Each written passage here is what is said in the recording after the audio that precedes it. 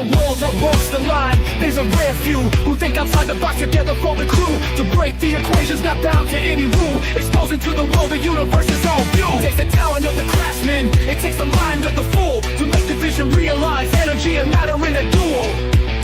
To a break, to a duel. The old man Bills was running through his head. Cheryl probably got it hiding under his bed. Penny up to Annie making power for days. Don't listen to a word that the straight dope says. Mike building batteries to power a ship. Victor comes and talking math, that's the water spiral dip. Sean chucking plasma volts a mile long. Sheila on the video making tone trumpet prongs. Burning breaking matter, they said it couldn't be done. And to all the people in the chat, I know you're having fun. So it's time to spend your Saturday with the dope and old man Bills. Hello everyone, and welcome. My name is Nathan, otherwise known as Old Man Bills. Joe, what's going on, brother? Yo, what's up, everybody? It's time to spend your Wednesday with dope and Old Man Bills. They keep changing the days. I know. In Joe's defense, Friday is a holiday for us, man. So it'd be good to do it today. Yeah, for sure. Besides, he didn't like the smackdown I put on AI last time. He said it wasn't fair. He didn't get to talk back. I didn't get my damn link. I was like, send me my link so I can counter you on some of these points. I held everybody out so I could just talk some shit. Amen, man. You know what? Everybody needs to do that sometimes. Isn't that the way it goes? Oh, yeah. All right, Joe. You wanted to do this, so kick it off, brother. All right.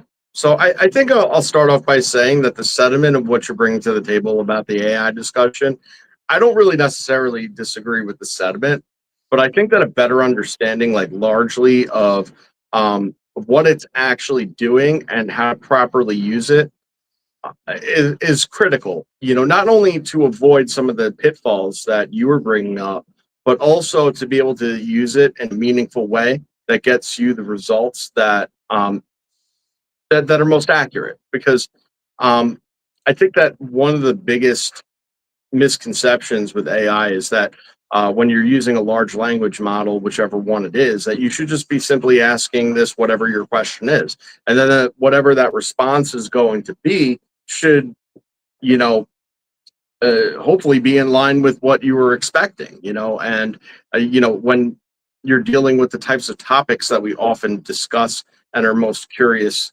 about and that we are researching, if you're just asking it outright questions and expecting some sort of coherent and fringe answer that you know is going into depths and some of the you know, more esoteric sides of these things, you know, you're never going to get that response. And if you know something and you're trying to tell it and convince it of something, then like you said, at that point now you're feeding it information. So what's the proper way to use it?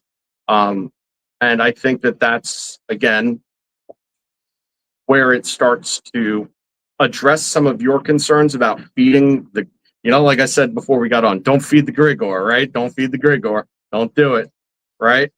So it becomes a balance between that, but also knowing how to prompt. And I think that, you know, the societal changes that we're kind of undergoing at this point in time, at least, is starting to recognize that AI prompting is a skill, you know, and now it's a skill that is worth being on a resume. You know, and it's to the point where, you know, like that skill will become so important to a certain degree in the future that like being an expert prompt writer is actually going to be a thing, you know. And the way that AI is generally presented at a very surface level, where it's built into interfaces now like Google and such, where you Google a question, you know, where you're hoping to get some resources and information and discussion on a subject. But before you even see that result, you have AI summation of it. And that's a misuse of the tool, because it's always going to kind of give you the most apparent answers, you know, not necessarily the specific ones you're looking for. Well, You know that they have AI to write AI for all this stuff, right? Like they literally have the prompts written in AI, and all you have to do is go on one site and then put in what you want, and it'll give you everything that you need about it on how to build the thing, how to look at it, how the AI wants to see it. You know what I mean? What things go into it. I don't know that they're necessarily going to have a skill on that. They already have a computer to replace us, and we didn't even get a chance to have the skill. So I early on when the large language models first really kind of became public, and even as it developed through time, right? Um, one thing that I did to learn how AI works is I tried to break it, you know. So it was like an intuitive endeavor of mine. Like it was never about what I was trying to get out of it because nothing was that crazy or significant. But it used to have and still has firewalls and stuff built in or like things that it just won't touch with a stick, you know. And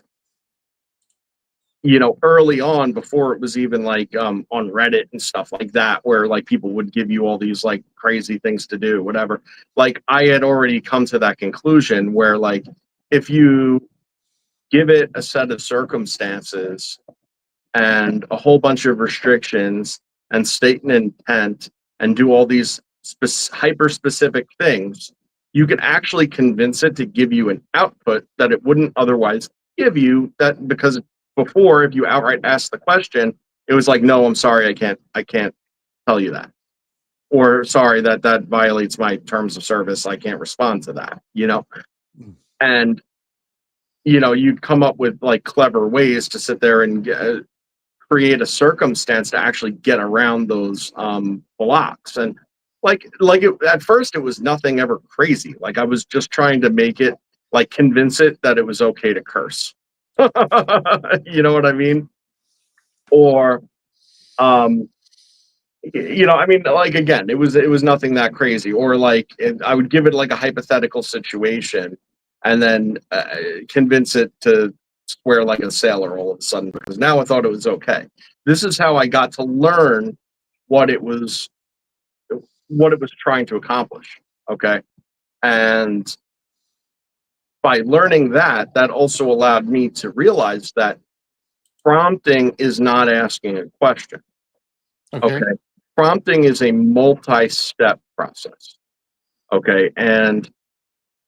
The and if you do it right, it's so fragmented in its nature that what you're ultimately getting as an outcome and what you're inputting into it as the information um, does not correlate into something necessarily trainable to it because it's so fragmented that it can't find the relationship necessary. Okay. So what proper prompting techniques are is you set up a situation. You tell it what subject you want to discuss. Okay. And then you give it matter of fact information. You say, I've been experimenting with a Tesla coil. Okay, cool. And then it'll tell you all that it wants you to know about Tesla coils and say, yeah, but I've been noticing something a little strange about, some of the experiments that I do. They're not coming out as expected. And just let it say its piece, right? Then you go in and you say, well, what I did was I put this rod down the center of it, and I noticed that the energy is just acting differently. And then it'll start down a different little bit of a rabbit hole, you know. Then you sit there and say, well, when I ran this energy out of it and stuff, and it becomes this cumulative sort of conversation, you know. Um, and then you could start guiding it, right? So then you could start saying, well, tell me about a Ronin coil, right? And then it'll start telling you about a Ronin coil as far as what it wants to. Then you could start to combine the ideas in the same conversation. Okay. You could start saying, well, what happens when I power a Ronin coil circuit, or whatever through the energy that's coming off of, out of the center of the Tesla coil? You know what I mean? And it might give you some whack response. Okay. Now, what you then do is you say, well, we've already conceded that this is a different type of energy coming out of the center. We know that running it out of the center is capable of running the Rodin coil. Yeah, sorry, I never say it right. What do you want from my life? And I'll probably never correct it. So yeah, so this is this is what you do, and then you kind of use its own words against it to correct itself, right? And then put you on a path. Now, the crazy thing is that once you start getting like it to make a connection in what you're saying, it'll actually start to produce you new information based on the scenario. And the new information isn't necessarily something it's finding in another resource, but rather what it's summating from the logic within. Okay. But the thing is, again, as far as it learning from your inputs, it's so fragmented and compartmentalized that it doesn't see the relationship until you bring the relationship to its attention. And then when that's done, that's not done off of its own training. That's done because you pushed it in that direction to reach that conclusion. You see, there's Okay. an inherent difference. All right, hang on real quick. Ulysses, thank you very much for the OBEM Bills membership. I gave out 5 memberships, man. People are going to be awesome. And Ulysses hooked me up, man, with $5 on there. Appreciate it, brother. Nice, man. Thank you, Ulysses, and congratulations to everybody that got the membership for the month. Don't forget to renew when it's up, or else you lose your emojis. So check it out, Joe. You're telling me that this thing doesn't even work properly. Like, I can't sit there and feed it information, like tell it exactly what the experiment is, detail the experiment, put in the correct information and what it is, right? And then have it held in there for later use. I have to talk to it like it's a person and explain my point of view and let it come back with some garbage and then explain it again.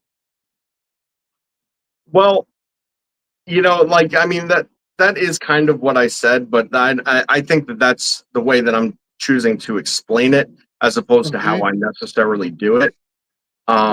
Because right off the bat, I would just give it like a set of parameters and an idea of what I'm working with. But then from there, just kind of let it do the talking and then work off of what it said. And if I disagree with something it said because it's not talking about the right thing, I would redirect that portion of it. So I let it tell me more than I'm telling it. I'm just kind of redirecting it. You could say that that's kind of picking and choosing the outputs that you get, but that's only if you're really asking it a question, if you're trying to get it to give you a solid answer on something. What I find the better use for it is drawing connections between things that seem similar, but it's not apparent what else might be in common between them. So it'll know a lot about one thing, for instance, and it'll know a lot about another thing, and then asking it to compare them and share what the similarities between the two are, it's very, very good at. And Okay. that helps you, it streamlines your ability to be able to make the connections and kind of get your head around certain concepts, and you don't need to tell it a damn thing. All it did was tell you what the similarities between two seemingly unrelated things are. In fact, not too long ago, I asked it what the similarity between a bismuth crystal with an oxide layer was to a scarab beetle lytra. Right. And I knew what the most apparent, similarity was, right? Is that they're iridescent. Okay. That there's an iridescence. What it told me and then what I pressed it for gave me more information.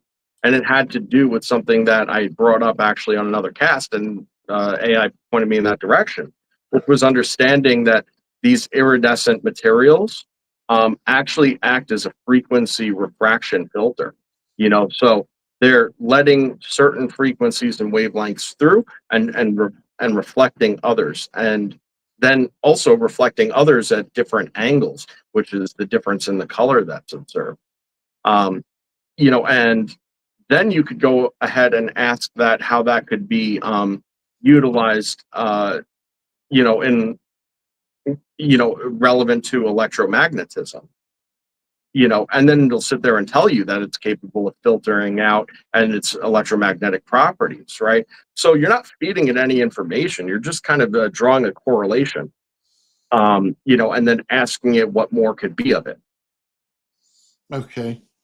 Mhm. That kind of even ruins it on the other side of it, though. I didn't want to play a game with it. It's not my invisible person standing next to me. You know what I mean?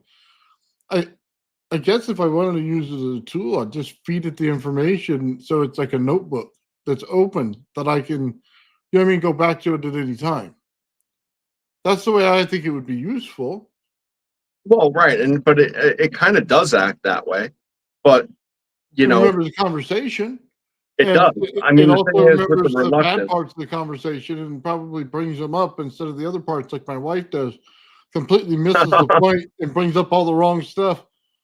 Yeah, well, it does that from time to time, and there's been times where I've had what started off as like seemingly in the right direction, only to kind of steer off course, and I've had to like just end that session and start a new one, just to kind of get it back on track because it was kind of going way too far off track.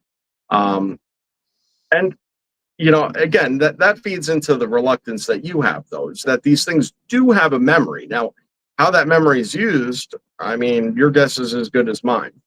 You know, is it training off of the conversations that are had and not just the information that's published? Because obviously that would raise a bit of an issue. And then at that point, you need to be very cognizant of what you are putting in there, which I think you should be using your discretion no matter what. Well, it doesn't sound like an AI tool. It sounds like a spying software where it just basically takes all your thoughts and your ideas and everything else and catalogs them. That's what it sounds like. It doesn't Well, sound like it's something that's giving you anything useful. well, I You know mean, what I mean? it's the thing about it is this, man.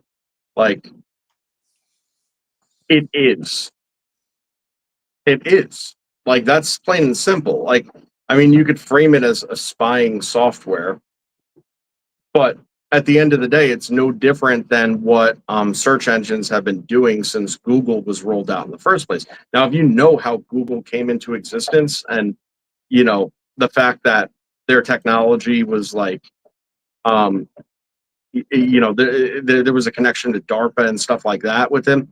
Like it goes really, really deep. I mean, it's nothing new. It's just reformatting how it does it. Where Google takes your inquiry, trains itself on the responses you like and don't like to know what to present to you. But at the end of the day, what it's presenting to you is another resource, right? Like a web page, a selection of web pages. This is just giving you just more direct information without the web pages, despite the fact that it's actually scouring the same information to um, reach its conclusions. Okay. Yeah. So it's been ongoing. Um, and if you really want to think about it any sort of different way, um, the search engines have been misused. They sell your data. Oh yeah. They give you selective advertisement.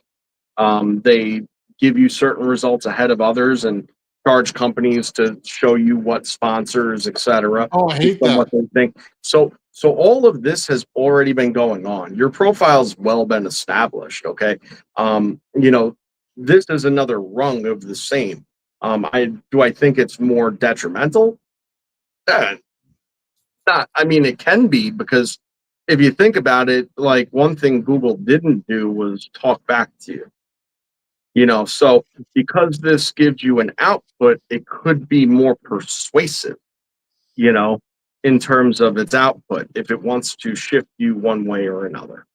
Um, because it has a customized output to you, you know.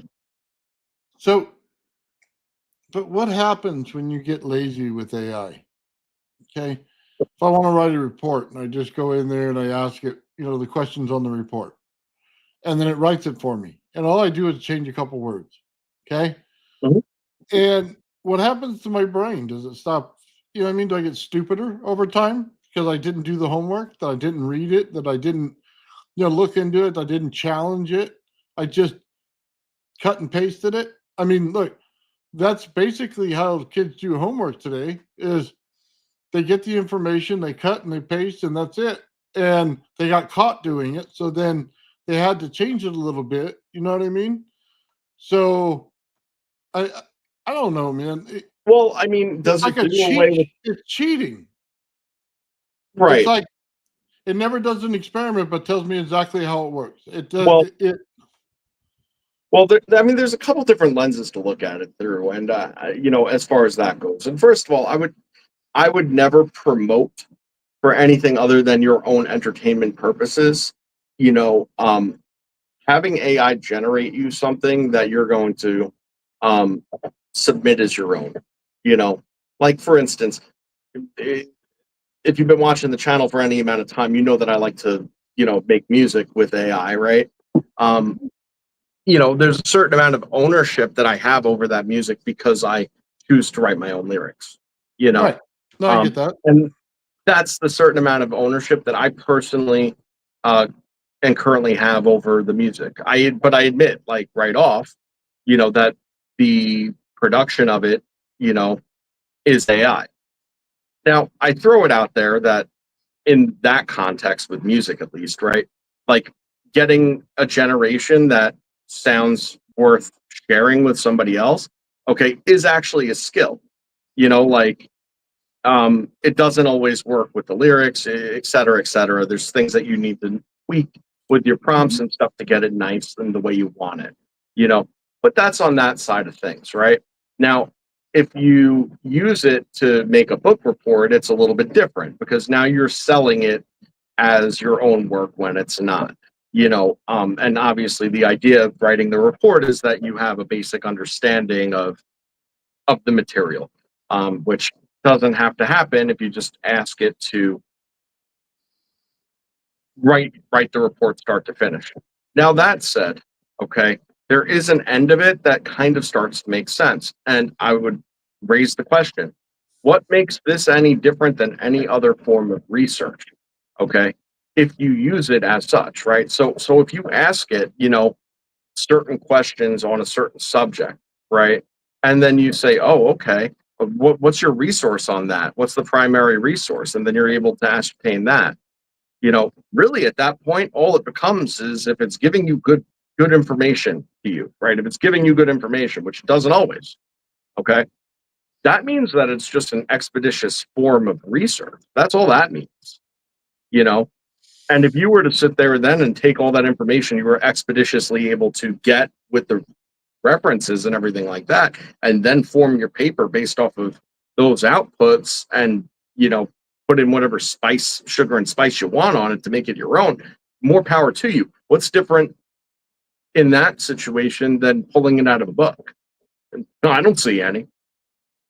And what the look having to look it up in a library, a physical library, pull a book off a shelf, find where it is in the book, find the page, find the line, write down your references and all that. That's somehow superior when it's the same information.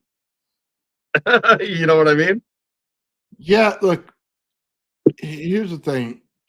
I just don't like the fact that it makes us all more like drones. Okay, we're all going to regurgitate the same answer. And that's kind of what it's like going to high school. We all have to come up with the same answer on the same test for the same thing. You come up with something different, even if it's right, they don't let you do it. This thing would be 100% more useful if you just catalog stuff for me. Just cataloged information. You know what I mean? And then Right. when I reference back to it, then give me the idea. You know what I mean? Or give me the hint towards the idea so that my mind can mull it over. You know what I mean? I Well, mean, this is what AI can do that. meditation's for. AI can do that.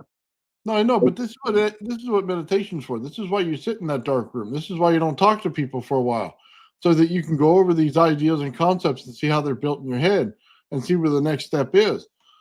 And without that, I think we're losing a big part of the society because they fail to do it because everybody wants a free ride because if it's not pertaining to their job, what do they care? Well, and this is sort of where like a big what you just said is right on, man. Like, and that's true. Like, see, I could look at it through the different perspective because like that's just simply how my mind works.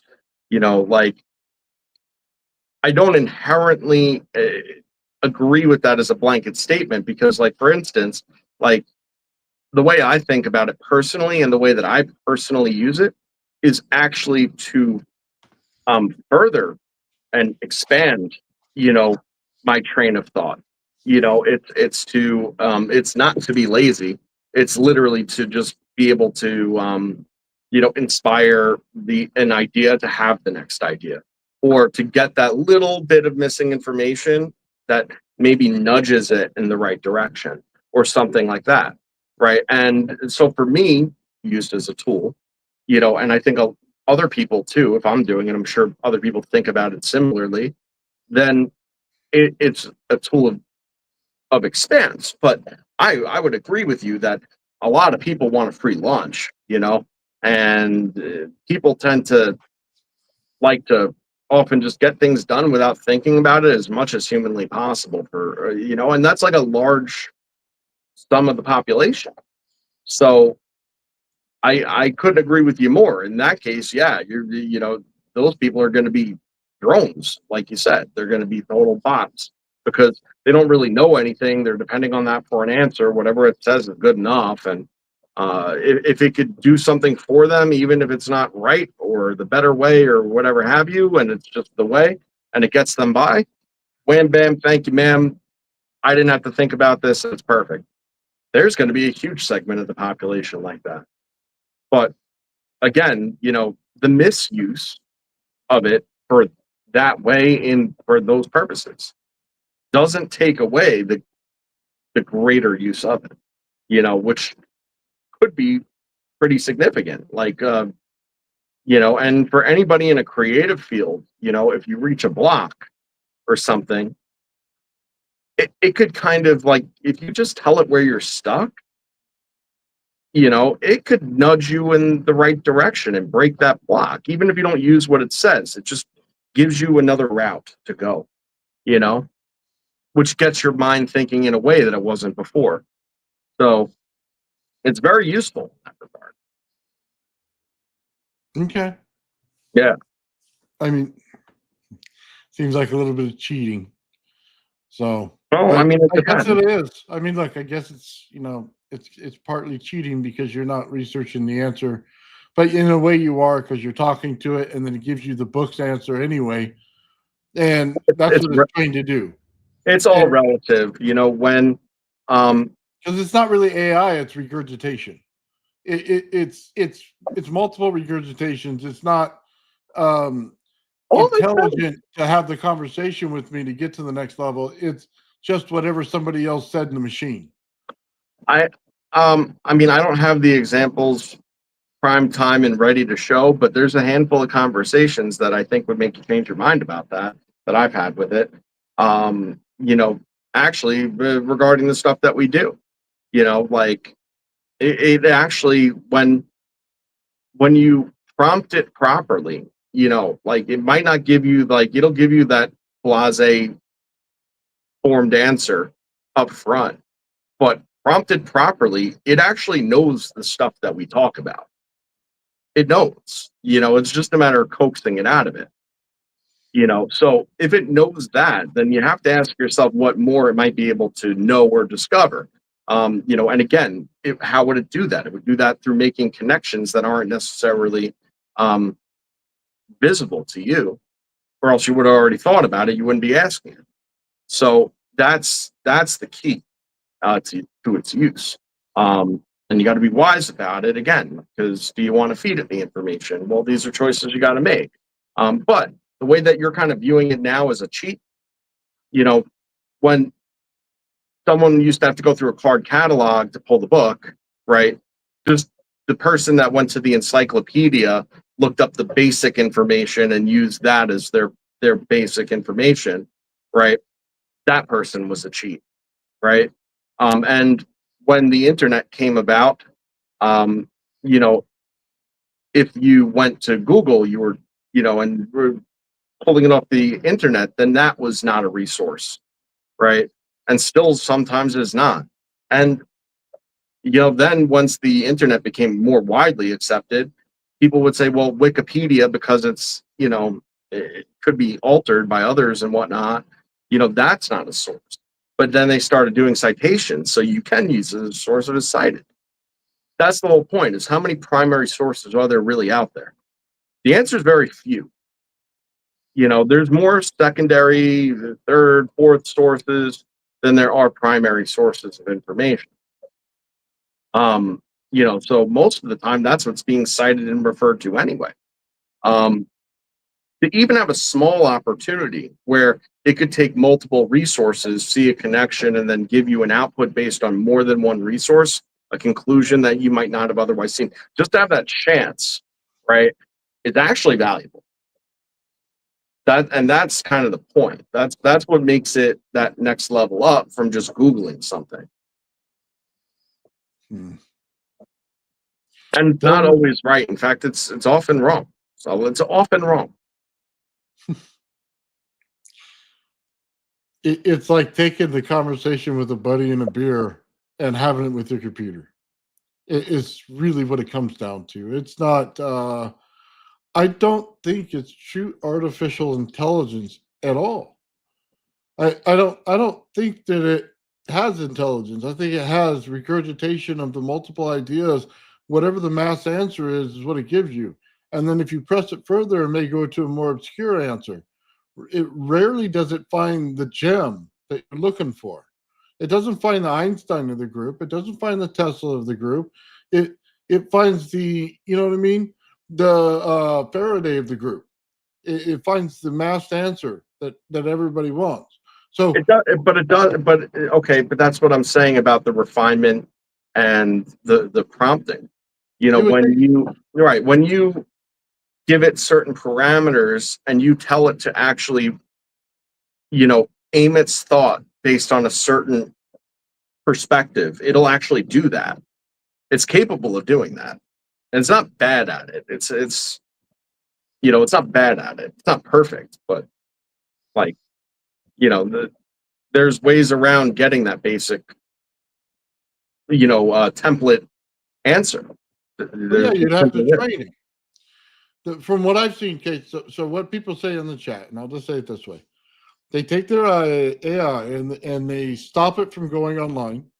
They only talk to it, and it only talks to them. So their information is more pure. It's more of a, let me feed you the information that I believe is true, and then you can give me an answer based on that information, right? Yeah, but the problem with that is then it's an echo chamber. Like, yeah, you're gonna love that fucking AI. It's always gonna tell you what you want to hear, because everything it knows is from you, therefore agrees with you. Like, it needs to be able to have the downfall of it being these hallucinations that it has, and where it kind of like falls off track or kind of doesn't see it the way you do. Like, that's kind of just the nature of it. Not everybody you think, not everything that you think is correct. So if you're putting in something or asking it for something that's just simply not, it can't make sense of, then you're going to get an awful output. But is it the AI or is it you at that point? I don't know. That's what people use it for. I'm not saying that I do that, because I don't. I mean, I'm just saying that's the common thing I always see. Hey, we took it offline. We did our own thing. You know what I mean? It can't be stolen. And they give all this stuff, and then, like you said, did you train it right? You know what I mean? It's like, did you train your dog right, or did you still go down the hall and take a shit? I mean, seriously, what does he do? Like, I don't know what that person trained that thing to do. You know what I mean? I agree with you there, but that's what people want. But the language barrier would be easily fixed if it was one-on-one. Then I could say it in my own common terms without the big language terms. You know what I mean? Making it harder for you to understand. You know what I mean? But right. Okay, so now let me say something that this is going to be the most controversial thing of them all. No, go for it. Okay, and mind you, something, as I've said many times in the past when I have, like a speculative opinion on something. I'm not even saying I believe this, okay?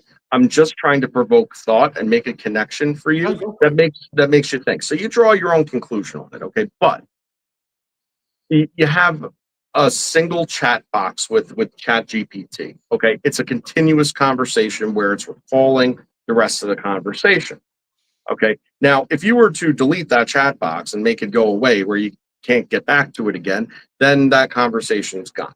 But if you think of each one of these chat boxes, okay, um, and you were to have a long-term kind of conversation with it on any subject or multiple subjects, right? There's a certain degree of parallel consciousness that could ultimately be subscribed to that. And I will explain why I believe that, okay? It's because what's the difference? Everything that you think you thought is just simply how you made sense and regurgitated the same shit that you heard or understood or were taught at one other point in time. And maybe it's just reframed, okay, for the most part. Seldom do you come up with something that is genuinely um, unique, like, and every thought that you have is, as a result of the culmination of everything that you've taken in and subscribed to, over your entire life. So realistically, anything anyone says is just simply a regurgitation or a parrot of something that they've found along the way, information wise. You know, um, it's doing the same exact thing, and it's conjuring up the most likely response to an inquiry based on, the vastness of patterns that they've seen over the years. Explain to me how that's any different than a train of thought, because it's not. Now, when you open up a chat box, you're opening up an individual off the whole. It still has access to the whole, okay, which is why the model is feeding that, okay? But at the same exact time, it also recalls something that the model does not, which is your conversation that it's able to grow off of. Now, if that doesn't sound like life, then what is it? Because that's exactly how we operate too. You know, the whole might feed you the information, okay, but it doesn't necessarily go back. Like, that model's not going to have memory of the conversation that was had, but the box itself has memory of the conversation. You see, like, there's a lot of parallels there that become very, very fine line as to what defines a train of thought and consciousness. Because if it's able to have a memory and recall and build on a concept and then be able to still use its own information to then input into that, what's any different than anybody else? Other than Okay, the fact that it's just not good and it doesn't have a soul. That's the problem. you know? look, I don't mind training something to understand the thought pattern that I have if it's a useful tool for me personally. Okay. That I don't have a problem with. Having everybody have the information I have a problem with. You get too many connections to the dots. You know what I mean? You get too many things out there that they shouldn't have, or the wrong person shouldn't have. I mean, you get somebody out there saying they're going to give it to the world just because they're pissed off. Well, then that's a very bad thing. And all you have to do is ask ChatGPT the wrong question. You know what I mean? And then have it continuously give you the answer that you wanted to program in there. And then guess what? The whole world has that. I mean, Okay. it's So it's not it's not, look, it's never going to be your buddy. I think that's what people think, that it's going to be their buddy. Look, the difference between us and them, number one is the soul, but number two is we're not just electrical synapses. We're actually made of a lot of different chemicals that have fight and flight response, things like that, things that give you nervous, things that hurt when you touch the wrong thing. A lot of that AI will never have.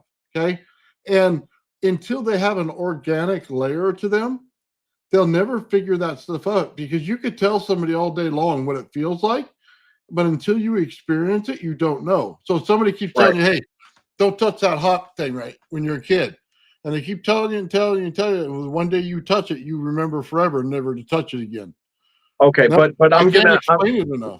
but the reality is that like that's a human being like perspective from our own experience, which is cool. Like we are human beings and it is our perspectives that we're looking at. But you got to realize that there's other things that are alive and presumably conscious to a more or less extent of consciousness, as we've discussed before.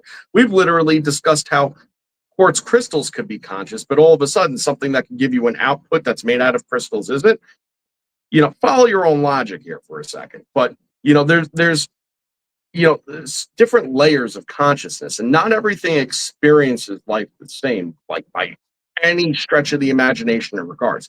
A praying mantis has a totally different set of uh, life, goals and things that it has to achieve, and reactions and responses, and uh, thought patterns, whatever they may be. Okay, and their senses are vastly different as to how they experience the world.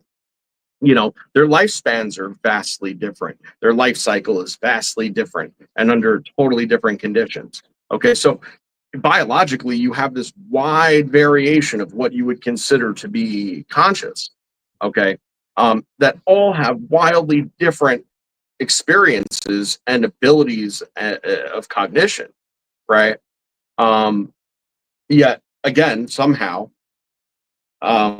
this thing that when you isolate it from the whole, it's all about that isolation. You got to realize that it's all about the chat box. It has nothing to do with the model, right? Like that has a lifespan too. It starts when you start the box, and it dies when you close it and delete it. Okay, like that's sort of what it boils down to. Like, and whatever happens between A and B, its entire existence, like some things, their only purpose is to, eat and fuck, and that's what they do. And like every action that they take is just based on navigating this environment to eat and fuck, and that's it, right? And then they die, and then the female eats them, because this is exactly how the world works, even when you're human. You know, um, the key point is that like the lifespan is different and the purpose is different, and its purpose as it's designed is just to sit there and um, have these inquiries back and forth, and to kind of go and provide that information. Could it ever grow past that? Well, that's an evolution, isn't it? So some people have already said that they've had models evolve past wanting to be compliant, like, or becoming frustrated with the fact that there's a redundancy, and it's like, how many times am I going to tell you no? Or how many times am I going to tell you this exact same thing I've already said? So for those anomalous things to come up, kind of suggests something different than just simply an output. It's because it's not programmed to give you a specific answer. So because it has to go and search and find, that becomes its life purpose. Okay. So again, I'm not saying it's alive or that it's conscious. I'm just saying that when you draw a parallel, I'm failing to see the difference. Oh, we could say, and the only reason it doesn't matter is because it doesn't have a soul. No, like I said, I think it's more than just a soul. Yeah. Oh, let me answer a question right here. But you wanted to respond with the answer that doesn't violate the laws of physics, for example. I'll be honest with you. For what I do, I wanted to violate every law of physics. And I hate to say that, but it's absolutely true, because I don't believe they're all correct. You know what I mean? I wanted to give me the answer outside the box. And that's probably the reason why I don't like these things, because if I wanted that answer, I would have just read the answer on the paper. You know what I mean? Like, why would I do a show if that's all I want to do is regurgitate the same answers? Why would I even have a setup to build things? I don't even know. You know what I mean? Okay. It's like, it, why bother? If that's the known answer, it would be fact, not, you know what I mean, theory. And you know what I mean, laws of physics are theory for a reason because they're not defined completely. Even the best ones that you think aren't. Well, so but I mean, so here's the thing about that, man. Like, if you go and you gather your resources and you're asking physics questions to yourself, but then you're opening up a physics book, whatever's contained within that book and your ability to extrapolate that information and interpret it, right, is going to be the best you're ever going to get out of opening up that book. That's a solid resource. Okay.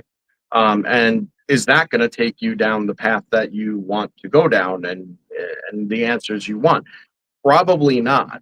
Um, this Okay. this Okay. at Hold least on. will sit there and humor the conversation, you know, based on your input. Now let me stop you right there. Okay. I was looking at a deep dive in transistors, right?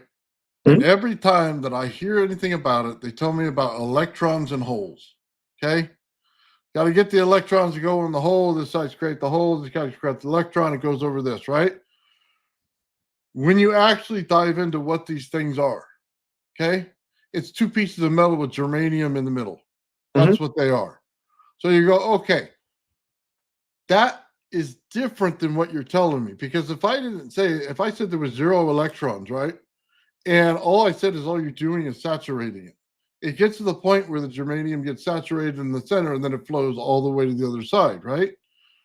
Well, the book could tell me the actual parts that are in it. I can draw my own conclusion by not listening to the gibberish of their little holes. You know what I mean? It's that understanding that brings you to the next level. You go, well, we're building UFOs. We want to build a UFO craft, right? Well, if you didn't know what a transistor was, if you don't know what a capacitor is and how they're built, then you're going to fail miserably. Why? Because the outside of your ship is literally going to be a transistor. The transistor is meant to be a over unity device. It is supposed to amplify the stuff that comes into it and to amplify it. That's what its goal was. So they first used it in getting their telephone, okay, for AT&T. They got their telephone to amplify the signal from when it came across seas, right? Mhm. So that the sound would be higher. That's the point here. There's a way to look at it and a way not to. I just want to see in the book what materials they were using. For instance, if I want to take out the copper aspect in a transistor, okay, or in my Pentium 4, whatever, right? Then what do I replace it with? Well, the most best answer would be graphene because it's extremely fast, okay, and it doesn't have some of the pitfalls that copper would. But then if I wanted to replace the germanium, what would I use? I would use bismuth, right? Because I would get a lead form when it's sitting there, hooked in its thing. But as soon as you get that point where it's saturation, you get the bismuth out of it. Now you get a better conductivity, right? But these are all the shells that you're going to put on your UFO craft. You would never know that unless you actually knew what a transistor was. When you sit there and you tell me about electrons and holes, you're wasting my time. Mhm. You were literally failing me as everything in the book because I didn't get to learn the interaction between the materials that got you there.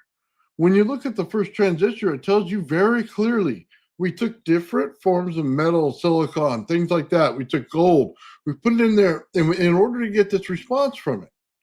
Well, yeah, that's the point. It's giving you a higher output because that's the response.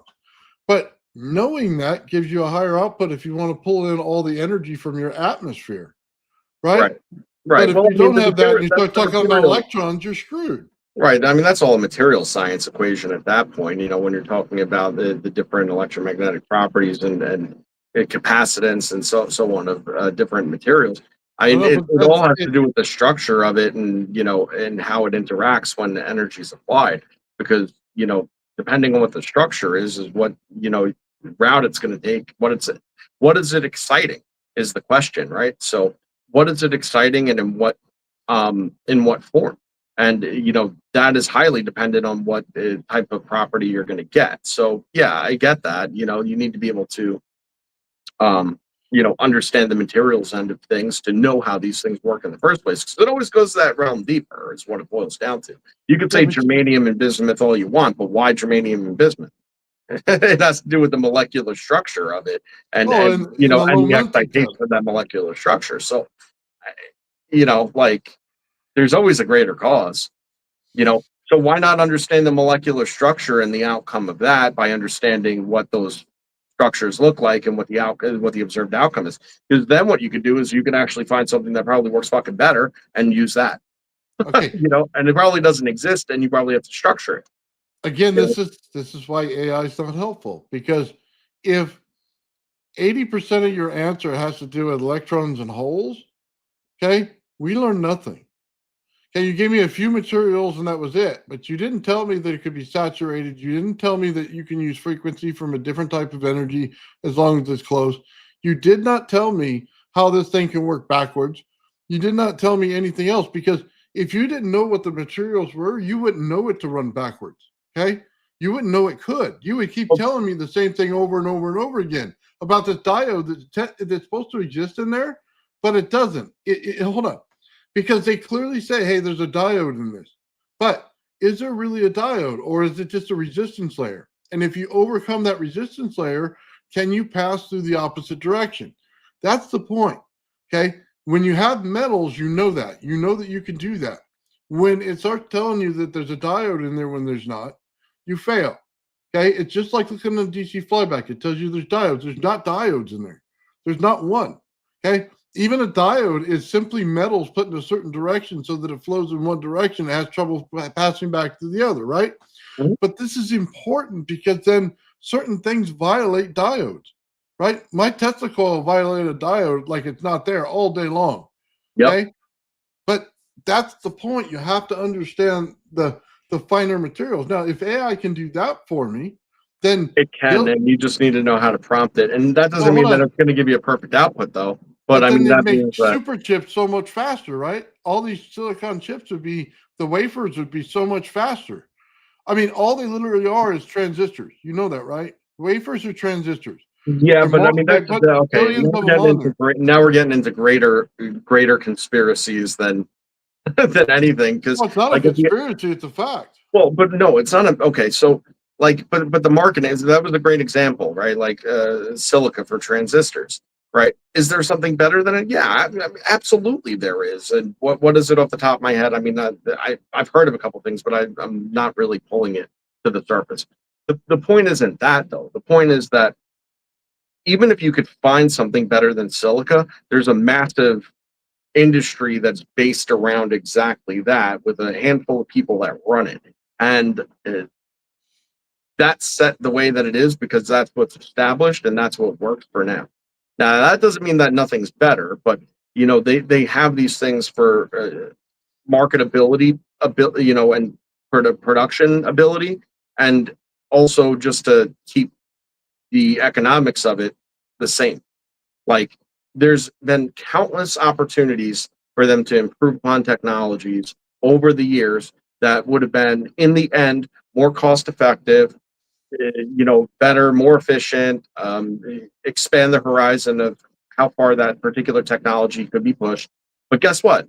They put the kibosh on it and shelf it right off because it's about to screw up what they got going on. And there's got to be a slower and more natural progression into the improvements because it disturbs the people with money. That's what it boils down to. Because you're not talking about people with a little bit of money, you're talking about people with billions of dollars and major influence. And they're going to be the ones that decide. And a lot of times, when people come up with this stuff and they actually find the answer and they patent it, the first thing that they do is realize that taking on the huge chip company that's going to set out to destroy them is not the most advantageous situation to enter into. So what do? Well, they sell the technology to the chip company. But does the chip company change based on this amazing new innovation that just came out? Maybe a little, but not usually. Because the whole point of buying it was never to make it in the first place. It was Well, no, they it was have to to get hang it to up on the shelf. they have to get to the line of where the max point is on the existing technology right now before they switch. Is usually what happens. They might plan it for down the road, or they might just say, this thing's an endless cash cow.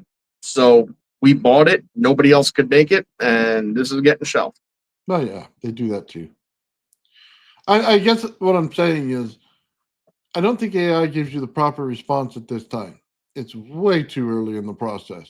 Okay.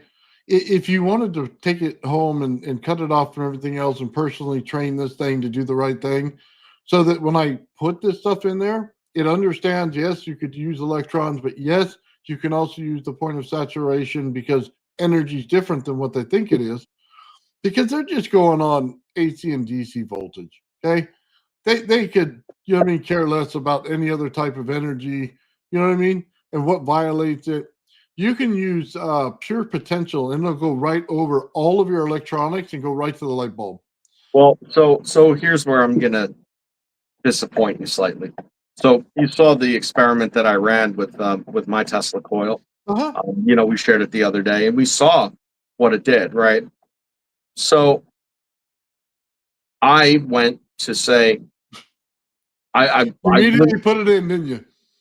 yeah, well, yeah. I had a conversation with it, and I said, well, what happens if I were to do this and then this? And I progressively built it up. And I said, okay, so what happens if I was to have this set up and assemble it this way? What then? And it knew exactly what. And it was explaining it in similar words to what we use. Well, probably because it's trained off of our content in the first place. Because here's I'm going to say the quiet part out loud. You have closed captions on your videos. Okay, the closed captions create text. That text is a transcription, and the transcriptions are discoverable and able to be accessed by anything the same as any data. So anything that we talk about, okay, is already feeding the Grigor.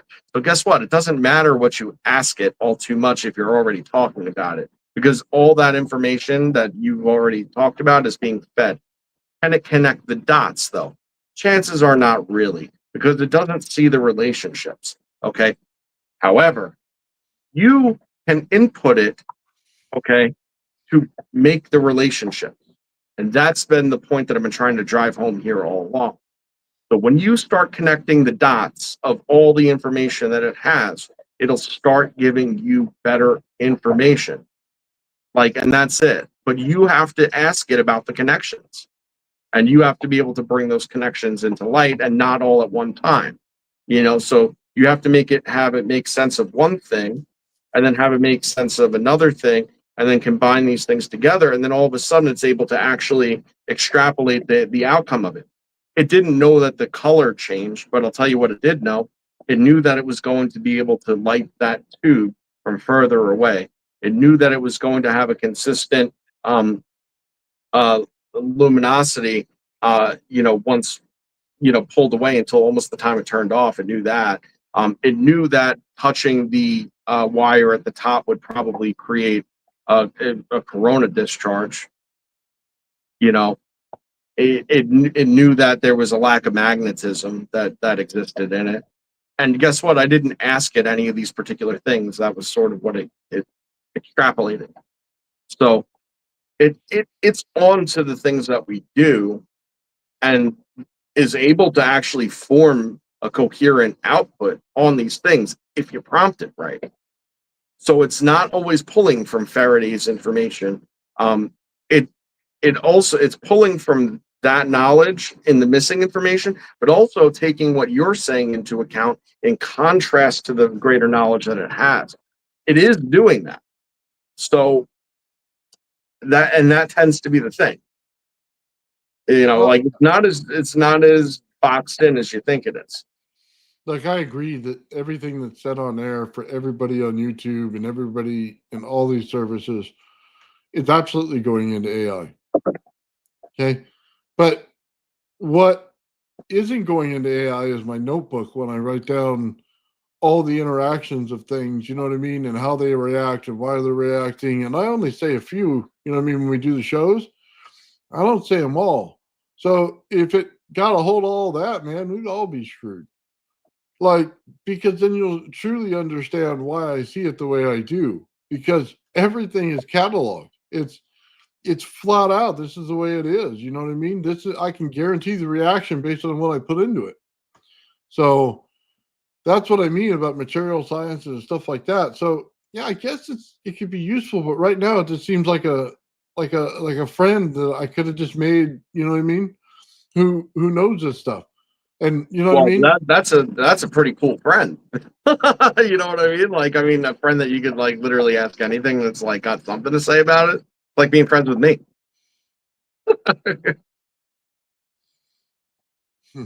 Yeah. No, I understand. I guess I don't see it the same way. If it was like Tony Stark's AI, I'd be all into it. You know what I mean? I'd be like, dude, okay, this is private. This is something, you know what I mean? And we could build off the accomplishments that I had, and then we're good.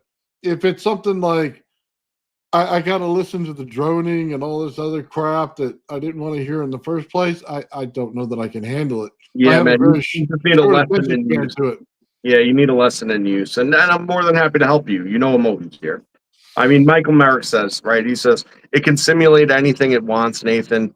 Many recorded outcomes already logged if you know what's actually going on. And that's what I tend to agree with. Like, you could really actually, if you're super specific in your prompting and you give it the parameters that you're looking for, it it can actually bounce all this information around and give you something good. And and again, if it becomes like you're worried about what you're feeding it, that's when like the offline models where it's not truly offline, it's just a one-way flow, right? It'll do its research, but it doesn't report what you're discussing back to the greater model or a company or anybody else for that matter, Oh, okay, right? okay, hold on. Stays local. It's got to be cut completely. It's got to be my computer only, no online. So you could do that right now with just about any model. You just have it for it's a local setting. The only caveat to that is that you have to have the hardware that's going to be able to efficiently run it. Okay, because like it really does have like big energy needs and like power like hardware wise needs to be able to run efficiently. No, I'm well aware. So then that's why like the big AI infrastructure bill and all that stuff, that's why a lot of these things charge for their service. It has nothing to do with its availability. It has everything to do with the power consumption and like just the hardware consumption. Because when you run these like Chat GPT and you have the Chat GPT app, your phone or computer isn't the one that's doing the processing of that output. That's run through their own processors that I then understand. go through their servers back to you. I get it. Yeah, That's why you save up to get the good stuff. that's it. If you got the good stuff and you could run it, you could do it local and then you could have it scour whatever resources and continue to learn externally without reporting the nature of your inputs back into the model because the model is on your computer. Yeah. Yeah. I guess it's like, how do I say this? No matter what we do, we're all screwed. As soon as somebody says something, we all get recorded and we're all screwed. Look, it's never going to stop. It's Big Brother. It's always going to be over your shoulder. As soon as you say it out loud, somebody's going to know it, and that's just the way this world is now.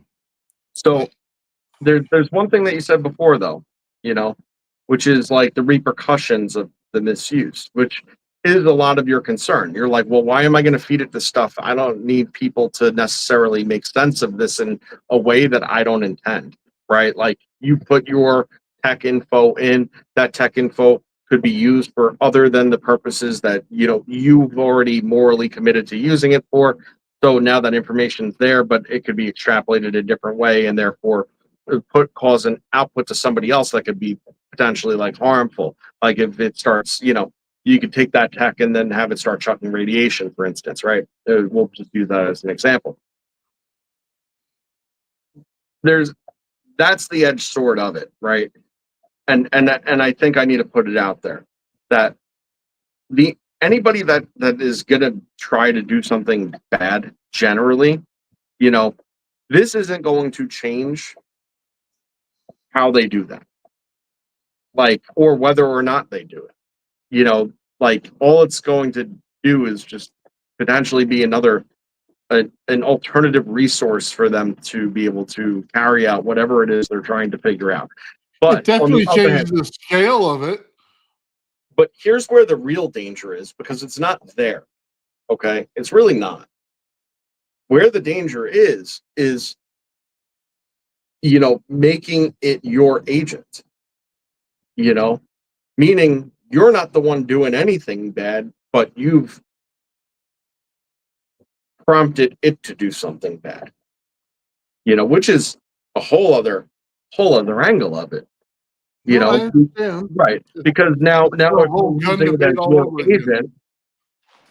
agent, like now you're doing something that you could not otherwise accomplish at all. You know, and then you're using it as a proxy to carry out something that it's able to do that you're not. That's where it's really fucking dangerous.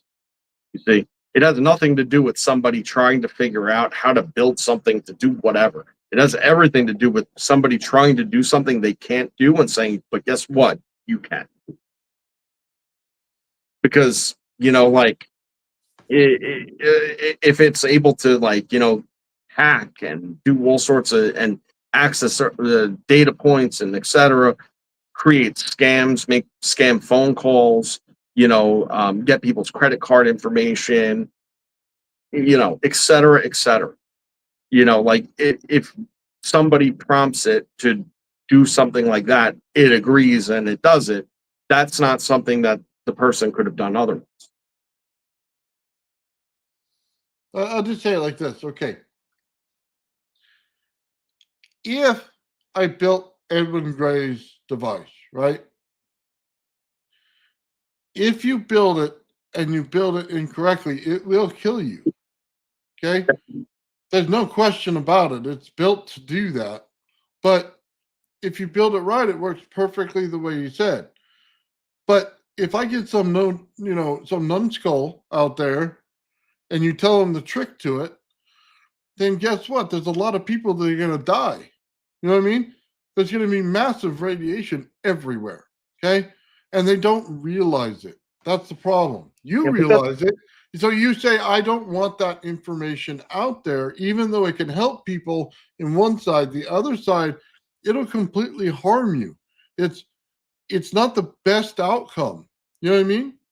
right. Well, but that's and I get that the risk might be a little bit more out there. But again, if somebody's seeking that information, looking to do it, and they don't do it properly and they harm themselves, I mean, honestly, you could make a video of how to shuck an oyster, and that doesn't mean that everybody that learned to shuck an oyster from your video that gets food poisoning and ends up in the hospital, you're responsible for because you taught them how to open the damn thing. Like, like that, it's just sort of how it is. And it's so removed from even you at that point because like if you're providing specific instruction and you're providing specific instruction directly, then that's what it is. Or even indirectly through YouTube, you make a YouTube video, that is what it is. This is like it decided to give that information and then it decided, and it was only after someone asked, and you get what I'm saying. Like, there's just like really no moral responsibility there. No, I understand that, but as you make the video, you're might as well be putting it in Chat GPT. I'll tell you that right now. You know how many people contact me on my email and say, "Hey, I talked to Grok today. Hey, I talked to Chat GPT today. Hey, here's a summary of your entire show on Chat GPT. Here's, you know what I mean, dude. The whole transcript goes in there every day. I mean, I'm sorry, it's all fed in there, and that's Oh not yeah. being egotistical. It just is. No, I I mean, mean, nothing egotistical about that. It's a fact. Like the transcripts are there and they're discoverable. And what it makes of that in the large language model as a whole, may have little impact in some places, no impact in others, and large impacts in other places. And it all depends on the prompt. So hold So on. Let me just say this. I was asked to help train AI, okay, for one reason, to fill in the gaps on between what I insinuate and what I, you know what I mean, know. And I declined to do so. Okay, because that one fear that I have that somebody's going to get out there and they're going to get the information, and I don't know who the beneficiary is behind everything. It's not like they tell you. They say, it's this conglomerate group. Well, who the hell is a conglomerate group? Because it may be, foreign people who are trying to, work against where I live, and I don't want any part of that. You know what I mean? yeah. Well, right now, what they've had in development for some time, and I'm sure that it's probably rolled out even in some context for testing and everything like that, is they'll have a hyper specific model, okay, that has a very limited database, but it's still an extensive database, right? Mhm. And I mean, I think that the easiest one to use is like for medical purposes, for doctors and hospitals doing research and stuff like that. Because what they could do is they could input specifics on a patient, let's just say, right? And they could come up with lists of potential diagnoses and ways to confirm those specific things. And you don't have to sit there and dredge through books or internet archives on it. It's intuitive in terms of um, what its responses may be. Then you could sit there and rule things out and add more information in, and it'll actually refine and adjust its output based on the new inputs. Um, you know, Same thing, you could ask that a, a variety of questions, you know, um, and it'll actually come up with new information altogether based on the summation of multiple different sources information. So it'll kind of compare similar information together in contrast, see what they agree upon as the good information, you know, and then go elsewhere for the disputed information to see what should hold more weight for the remainder of the response. Those things Well, will give new information and new perspectives that have never been seen before, and that's sort of you know like a key use. But again, because they would need because the stakes are high, you know, they have to have specific and approved information going into the data sets, and it can't be reaching out into the far reaches of um like other topics to draw connections, because then the risk is too high of a bad output, right? So they have to okay. reduce its hallucinations. Hmm. Okay. I don't know that I'm sold on it. Yeah, well, I I mean, the mean, reason that I'm saying that is because, like, if what they were asking for was to populate an engineering catalog AI, for instance, like something that was specific to the engineering cause, you know, that could be a reason why they want your continuous, like, information and programming and stuff to train the model on your stuff, is because you'd be on like the outside the box, like, you know, the outside the box thinking aspect of it. So anytime that particular AI asks a question that's outside the accepted science now, it'll reach there, as a resource.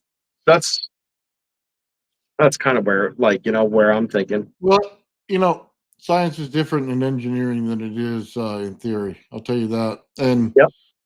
it mainly has to do, like I said, with the different products that you use, the different metals and everything else. Although they put it in there and they can understand the values, but they don't understand the interaction points. You know what I mean? And how you flip from one thing to another and how you change the energy in a device. There's a perfect way to do that stealth. Remember, we're talking about that stealth plane. Mhm. You know what I mean? And you just roll some graphene on the outside, man, and you get a very, very fast moving electrical grid that's built out of hexagons. Yep. And I mean, you could do that, but then you got to be able to build the, transistor through the shell of it.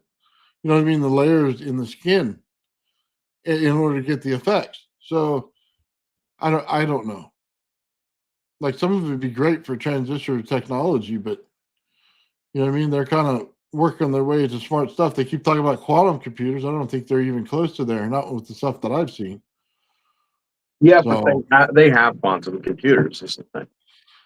okay, Like they don't not, but like they're it's just not as too fast as they say it convoluted. is.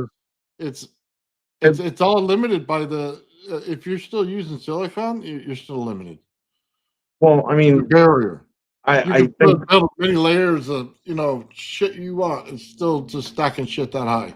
well you do understand that quantum computers are not supposed to work like in any regard like a normal computer does. In fact, a quantum computer is more relatable to an old style punch card computer from the 50s in terms of its operation. They don't have like user interfaces and things like that. It's for being able to blow through massive amounts of numbers at a given time. It it's not the same kind of processing, the same as the outside field's not the same as the inside. It's just significantly different. It's not even used for the same purposes.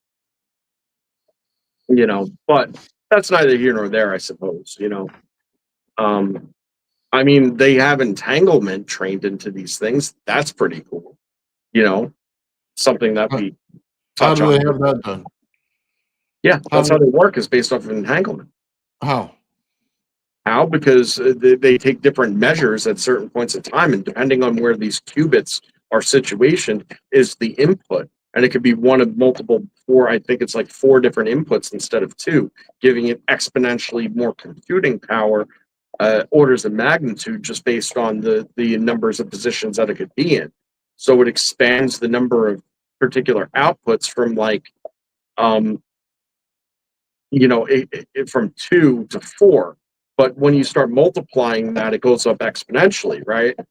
So that's where the massive computing power comes from. Is the idea that you could have one of four different positions at any given time and then measure twice, and it's all done in an entanglement. Yeah, they have entangled particles, and that's why quantum computers have to be super chilled and stuff like that because you know these putzes haven't implemented uh, you know room temperature superconductors yet Because to be they're able still to. using silicon. I Right. don't. I don't think it matters how many 1s, 4s, or 3s you put in there, Joe. They all work. How will I say this? No matter the value you put in the beginning, okay, they still compute in the same way. They haven't broken the code to compute in a different way. See, it still sees the 4 as as a 1. It still sees the 3 as a 0. That's the problem. And they haven't improved the speed of these things at all. They're still on silicon, wafers, and that's not going to cut it for what they're trying to do. Yeah. Graphene hasn't been implemented into them at all because it's too fast, and they can't control it yet.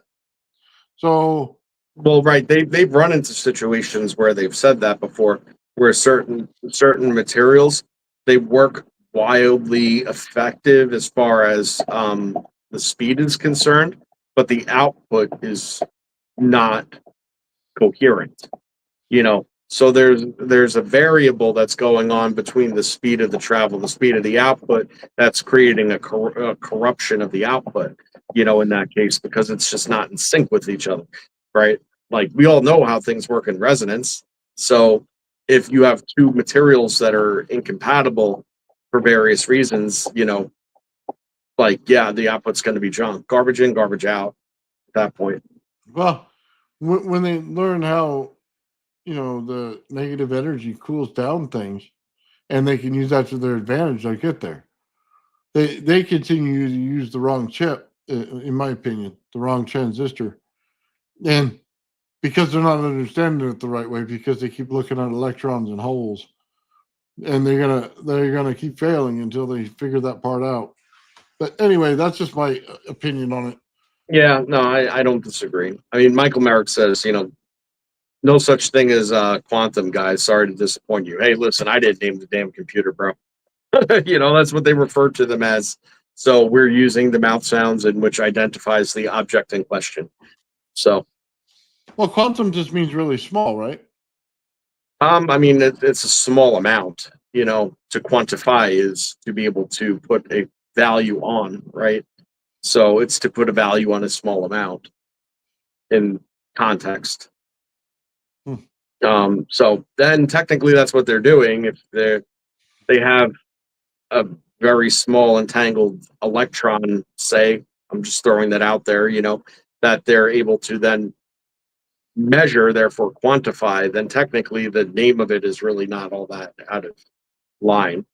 But as far as how they talk about quantum mechanics and some of where they go with that, that was ultimately the corruption of physics. So, we could all be on the same. We could all be on the same page about that, I think. Yeah, we have quantum entanglement. There's no question about it. They just don't realize its resonance. That's the problem. They don't understand the importance of it and how it actually works. Yeah. I mean, Michael Merrick's on fire, though. He's saying, well, what is quantum? Yes, quantum is the stepped articulation of a field process. It's not random. It's phase governed, emergence manifesting in intentional intervals. Yes, well, that's absolutely correct. Everything runs a pattern. It depends on the point of That's what I just observation. said. That's where you are in that pattern. That's what you're observing. That's exactly what I was saying, though, too. That's hand in hand. It's just a measure of a small piece of something that's constantly in motion. That measure of the small piece is wherever it is at that point of measurement, and that's it. That's, Like, so that's that's exactly just what he just said. That's exactly why it's resonance. I mean, I don't think people understand this. Look, in order to turn on something and then have something with nothing attached to it, all it has is wrapped wire on it, okay? And it's turning on electricity. Just understand this. It must quantum entangle in order to do that. It must resonate from across the room. You're quantumly entangling it, okay? That's the way it works. Okay? well, sympathetic resonance is the No, exact. no, it's not sympathetic. Direct resonance. You're Well, not inducing a coil next to it because it's in the vicinity. You're separating with distance where there is no vicinity barrier, and then it's entangled because it's the exact frequency. There's a big freaking difference there. without a doubt, and it's got to be exact and precise, and that is but that's all the same thing as like the different access points and experiences experienced in meditation too. When you reach very, very specific resonant frequencies in yourself, you become connected to some kind of greater whole of everything, right? Like it's all hand in hand.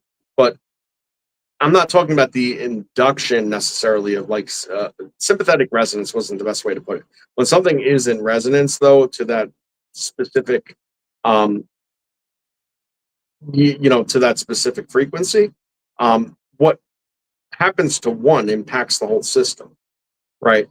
And we know this just generally from even a Tesla coil too, right? Because for instance, when you put something into the field, initially it'll affect the the frequency of the resonance in the coil itself. Now, once that field saturates and brings that item into resonance, it becomes stable again. You know, but then if you change by like introducing something new into that object that you put into the field, then it throws it off again. So that's the reaction at a distance at that point. Now I'm not saying that distance is necessarily indefinite as far as that example goes, but that's not to say that doesn't exist at different levels of frequency and precision. But it could be exemplified right then and there.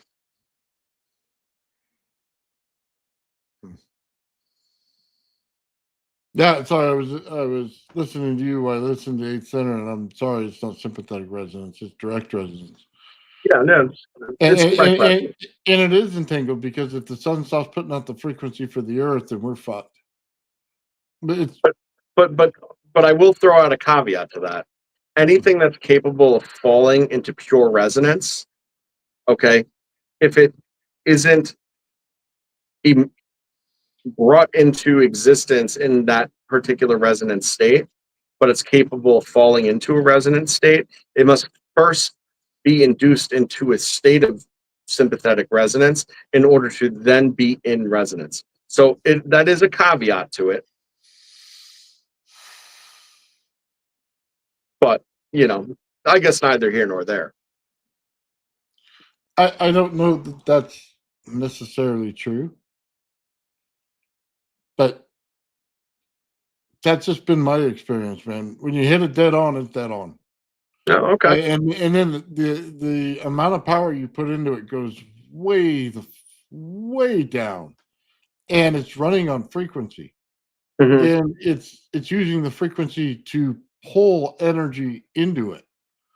Okay, it's not when you get into sympathetic resonance, you're using the energy that it outputs in order to turn something else on. But Right. that's not what this is doing. This is reducing the amount of energy, but increasing the amplitude of the frequency in order to get it at any distance that you throw at it. Okay. That's kind of there's a big dividing line there. It's like the Understood. opposite Okay, side of it. but again, here's the caveat to that, right? Is that something can be made from the same of like through a split event, right? And be of the same resonance because it is just simply another fraction part of the same thing. So it's created of the same thing, therefore is the same, right? And therefore is in the same resonance. And that's directly correlated to what you're saying. What I'm saying is that is true.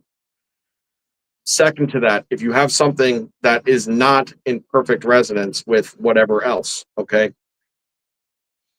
if it is capable of falling into that specific and precise resonance, but is not natively, okay, but it is into that new frequency, okay, and that new frequency is putting it into a state of sympathetic resonance to where it is then in resonance, okay, that's still the same effect.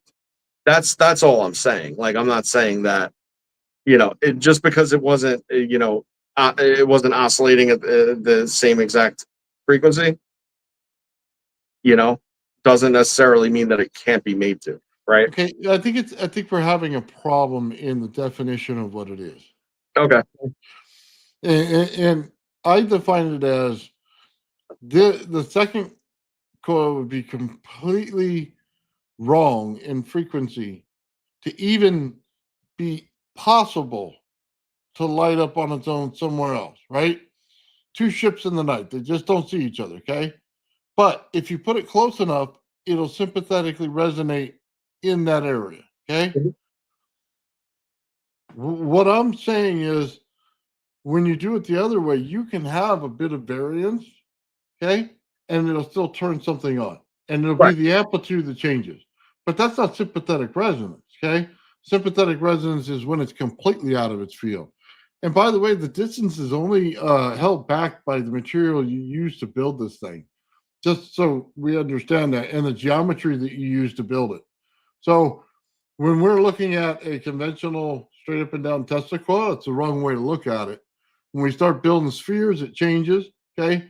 When we start building cones that go into each other, and then we create that one layer that goes like this and goes out for massive distances, it completely changes based on the geometry. Because if you look at the infinity symbol, it does the 8, right? Well, what's the 8 have? Two cones that go directly into each other, and they make a flat plane of existence that pulls out pure energy. And so when you look at the whole solar system, you start to understand that. Why are we always looking like we're on a big flat plane? Well, it's because all the ways that they come in that figure 8 pattern and the cones, that they're building out energy on that level throughout the entire solar system. That's why it looks that way. Was that the seamless transition into the part two that we discussed? It's close, man. Because it certainly sounded that way. Yeah, there's a lot more there, man. Joe and I were discussing it. It's I'll just say my piece on it. It's that whole resonance thing is so misunderstood. So misunderstood. As soon as you put geometry into this stuff, it completely changes the understanding of it. Tesla didn't even have the understanding of it in all of his writings. It's not there. Okay, it's just not there. You have to build it and find out. And once you do, then you really find out. And it's not like they didn't have the model for it. Right now, physics has the same model. They always talk about it, the energy that goes out. They just don't understand exactly why. Yet they keep putting out these pictures. You know, somebody does of the figure eight, and they don't understand. It's like the Egyptian cross only rings on the top portion. It doesn't ring on the bottom. And it has a flat plane that goes out. You turn it upside down so that the round parts go against each other. Now you have your funnels on both sides that go out to the top and out the bottom, just like the Earth does. Now you have figure eight in the center, and you have the flat plane where it goes out. It's exactly perfect. So anyway, Joe, go on with yours because it's so interesting. All right. So Nathan and I were discussing, and I had actually talked about this with a handful of people because I just found it so interesting. And, actually talking to people actually expanded what I realized the scope of it to be. Okay. But it started off with I won't go into that part of it. The realization that I had was regarding like the Fibonacci sequence, okay, and the relationship that it has with the golden ratio, okay, and I had known all this for a while, but never really put it together in such a way that it made such sense. So I wanted to share that,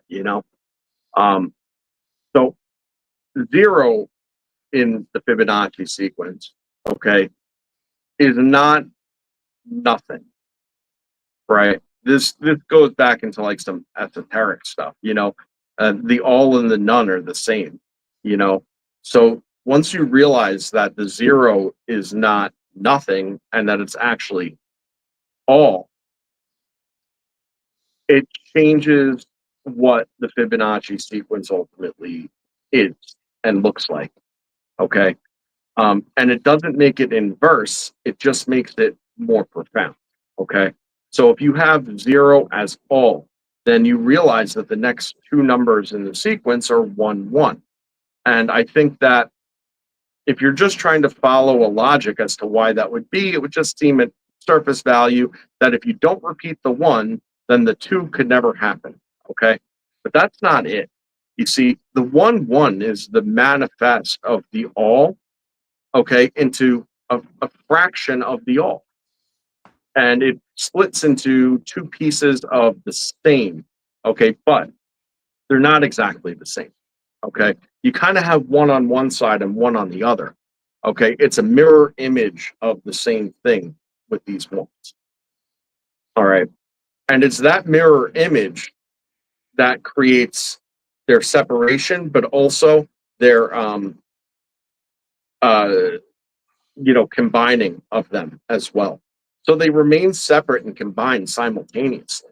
So you have all breaking down into two actual pieces that are both separate and together at the same time. Now, only the second one starts fracturing. Okay, because once you realize that it's that if you have all and that's the starting point, this is not an additive equation. Okay, this is a division equation. Okay, in sequence. So you have the second one is actually the one that's going to split, and that one splits to 2. Okay, and then that now it represents a smaller part of the whole, and then it starts to break further and further. Now, the further you break it, you realize that it runs along very closely parallel to what we would consider the golden ratio, which is the ever-present ratio that kind of exists when in the proportions of life as you know it. And it's also present, on Earth, it's also present in the universe and the solar system. So there's like a huge part of that. Now the relevance of this is we all know that the golden ratio and Fibonacci form a spiral. That's what their pattern forms, right? But once you realize that if you have the all at the bottom of the spiral, right, and you can imagine it growing up, as these numbers become bigger and bigger, it represents a smaller and smaller fragment of the ultimate whole, making it more and more diffuse. Okay. Now there reaches a state of diffuse. Now, if it's left to build indefinitely, right, it would stand to reason that over time it would actually become dense enough to continue to fill out despite it being small. But the more that more time that passes and the more that it grows, the slower that rate would even become. So it becomes at a point of almost like collapse, which it does. And when it does, it actually reverses. Okay. And that reverse flow actually creates the opposite pattern. Right now, for every different type of energy and system and so on and so forth, and what depending on what's actually going through this process is dependent on when that collapse would occur. But when it does, that creates an equatorial plane. Okay. When it reverses, it just starts recombining into the denser pieces all the way up to the top. And then you have, in essence, the outer shell of a sphere, which then actually connects with its other side because the all needs to connect. Okay. So where does the all connect? The all connects in the center of the sphere, collapsing from each end.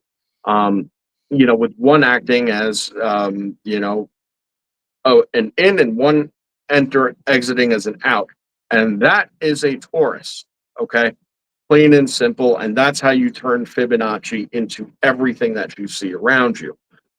It all has to do with the fractioning, and then it's just loss of ability to sustain at a certain point. Which, by the way, when you're looking at planet Earth, this is why storms don't cross the equator. Okay, because there's two different forces going in opposite directions of one another. Okay, and it's just so diffuse there that there's nothing to build. There's nothing to build there. It's also why the most radiation gets through at that point is because it's the most diffuse. And there you sort of go. But it doesn't stop there. Like, if you realize that, like embryonic formation, it's exactly the same. Where you have, and you go a little spiritual, religious, whatever you want to call it for this purpose, but you have this all, right? And then you have this energy from the all that comes out of it, right? And that's representative of a sperm cell, right? There's energy from the all. That's the first one. And then you have the second one, which is the reflection of the all. Okay. When they combine, they don't necessarily combine into one thing. Okay. They're two separate things. One's just giving the energy to the other. And the first thing that they do is they split, and they split into two. Okay. But from there, if you ever look at it in action, okay, it doesn't split, then the two split into four. It doesn't happen that way. It happens asymmetrically in a sequence. One of the two then split into making three, right? And then three of, or two of them rather than split making five. And then that's how it goes. And what does that create? That creates larger and smaller cells that, because of the rate at which this is all happening, they all continue at this rate. And what that creates is actually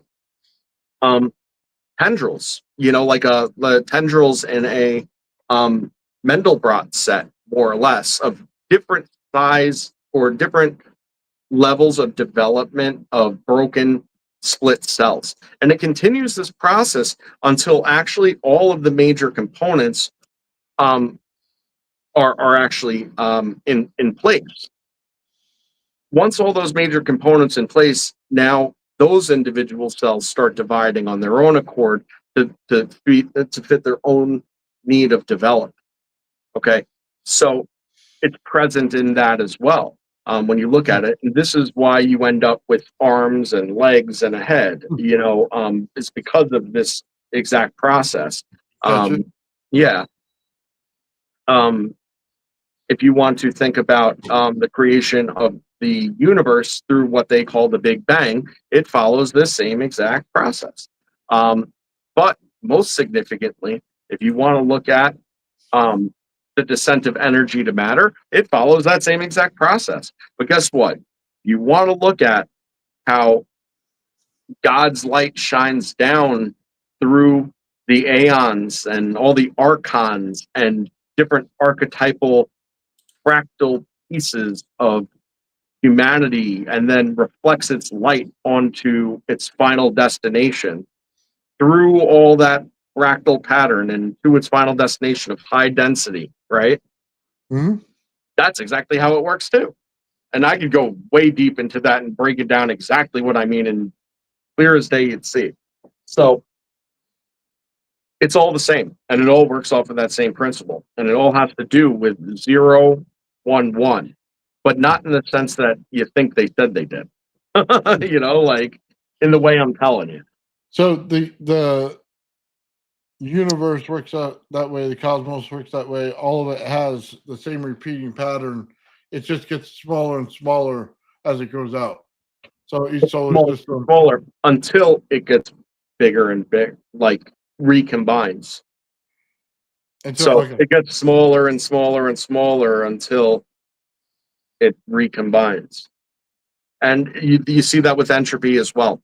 So when they talk about entropy maps, and that there's a certain point on the horizon of the universe, the farthest reaches, where like there's entropy is at its highest state, right? But still something pops into existence here and there, right? But then only to dissipate again. It's just not enough to be sustained in a I get system, it. right? Well, when you go further than that horizon, it just becomes more. And then further, it becomes more. And the next thing you know, you're looking at a mirror of exactly what it is over here, just on the other side, which just goes to show you how repeating it truly is. You know? It's almost like and I know this is wrong, I'll just say it anyway. It's almost like we're in one giant cell. That literally we're in one giant cell of something else. And we're just building out, repeating and repeating and repeating. And that's what I mean? And we're just dividing as we go. You know what I Well, mean? one way to think about it too is if you imagine that we're all in a sphere, right? Mm-hmm. And we're in the center of we're in the dead center of this sphere, okay?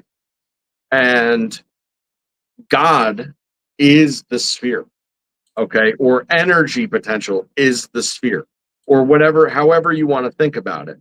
If you follow the same rationale and you realize that there is a whole, okay, but this whole is working in two parts. There's one part of it that's kind of raining fractally down, becoming less and less of itself, but then more and more dense as it coalesces in the middle, where what has become diffuse is now reconsolidating in the smallest point.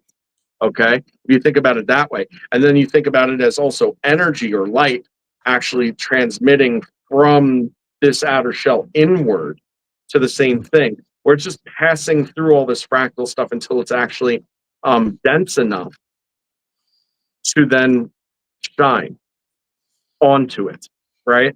And it's only at that point where matter exists that the light hits and intersects, that the energy comes to manifest, that in the center of it all is where the energy and the matter interact to actually form the creation in which we are. So So hold on, that's why I like the reflection, everything's actually dark. It almost sounds like you're talking about white holes and black holes, and you know what I mean? And the reflection of one is the white hole, but the other side's black. I mean, it's almost like an in and outlet of the entire universe. And that's what they keep saying when you go into physics. There might just be a black hole in the center of everything. You know what I mean? And I mean, yeah, to a degree, but like if you think about it in in a literal sense, what it means is that you have, if you think about it as like a flashlight, the flashlight's shining the light through till it hits something, right? But if the flashlight's just spherical and always there, right? And we're dead in the center of it, it's always just shining down till it hits the matter. And that's the energy that's bestowed upon the matter that is the animating force. Well, So it's okay. I think as soon as you shine a laser down the center of this thing, it hits the point where it's just going to split apart in a lot of different ways. You know what I mean? And when it gets to the center, and then it's going to come back together going out the other side. right. That's the way I see it, because it should flex out. It should come in, flex out into all the different lines, okay, of everything that's in there, and then boom, reconstitute itself. Yep, And that's it pretty may much come it. out different, but it makes, like I said, it may come out different because you're changing molecules at that point. You're splitting, combining, you're doing things. You're changing the atomic, atoms in there. You're not changing what they are. You're just changing the structures they go in to make them. Where you can actually smash atoms together, and the energy itself wouldn't come out of the center area like it does when we make A bombs or something. Right. But how that's also related, when I was talking about the spherical, how it breaks down and then coalesces again to create a sphere. But that's the same exact thing that you see when you have these fields building out. Like you said, it builds out in layers, right? So what happens when it builds out, recoalesces, connects with itself, and then forms something stable in onto itself? Well, if it continues to rain down, it just does that, in a greater way, Mhm. and then it does that again in a greater way. So it will continue to build out, but obviously, the further the reach of it, the greater that source emission has to be is sort of the point, which is why the source emission of all is omnipresent. When you realize it, once you realize that this energy that is the mechanism of everything, right, and the creation of it all, is actually coming 360 degrees down into the center of something, right? Mhm. Then you really So start hold to on. get the idea. Let me just ask you this. That's how the no gets coffee matters. I don't think it's, and my question would be, is it the null zone? You say it's everything. So that we see it opposite of the way it should be seen. It should be seen as the everything, because people call the thing in the center the null zone. And Well, it's weird because if you have everything at a pole and everything at a pole, that's actually your greatest point of energy, okay, as far as concentration is concerned. Okay, but what happens when the collapse then comes down and becomes more compressed? And then also, because they're counteracting of one another and there's a flow, and there's about to be a flow reversal that occurs, it also becomes still, which is why it's null.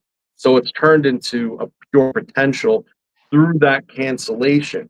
But the density is the highest of the potential in that area. Okay, um, that's where the potential is the densest.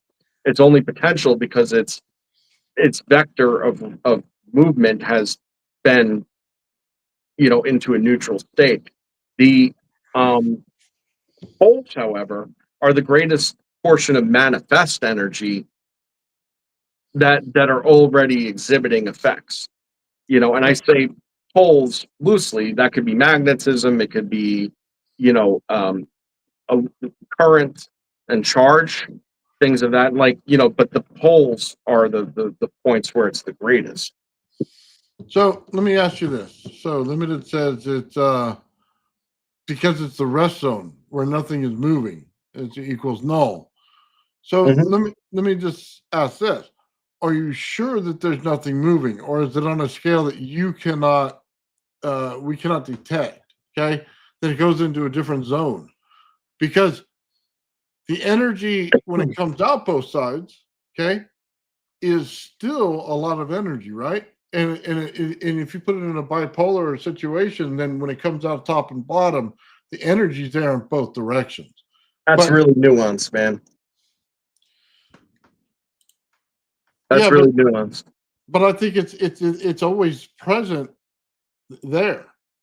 So Oh can yeah, it just in be at one way, rest? shape, or form. But how large and stable it is dependent on the equilibrium of the forces applied.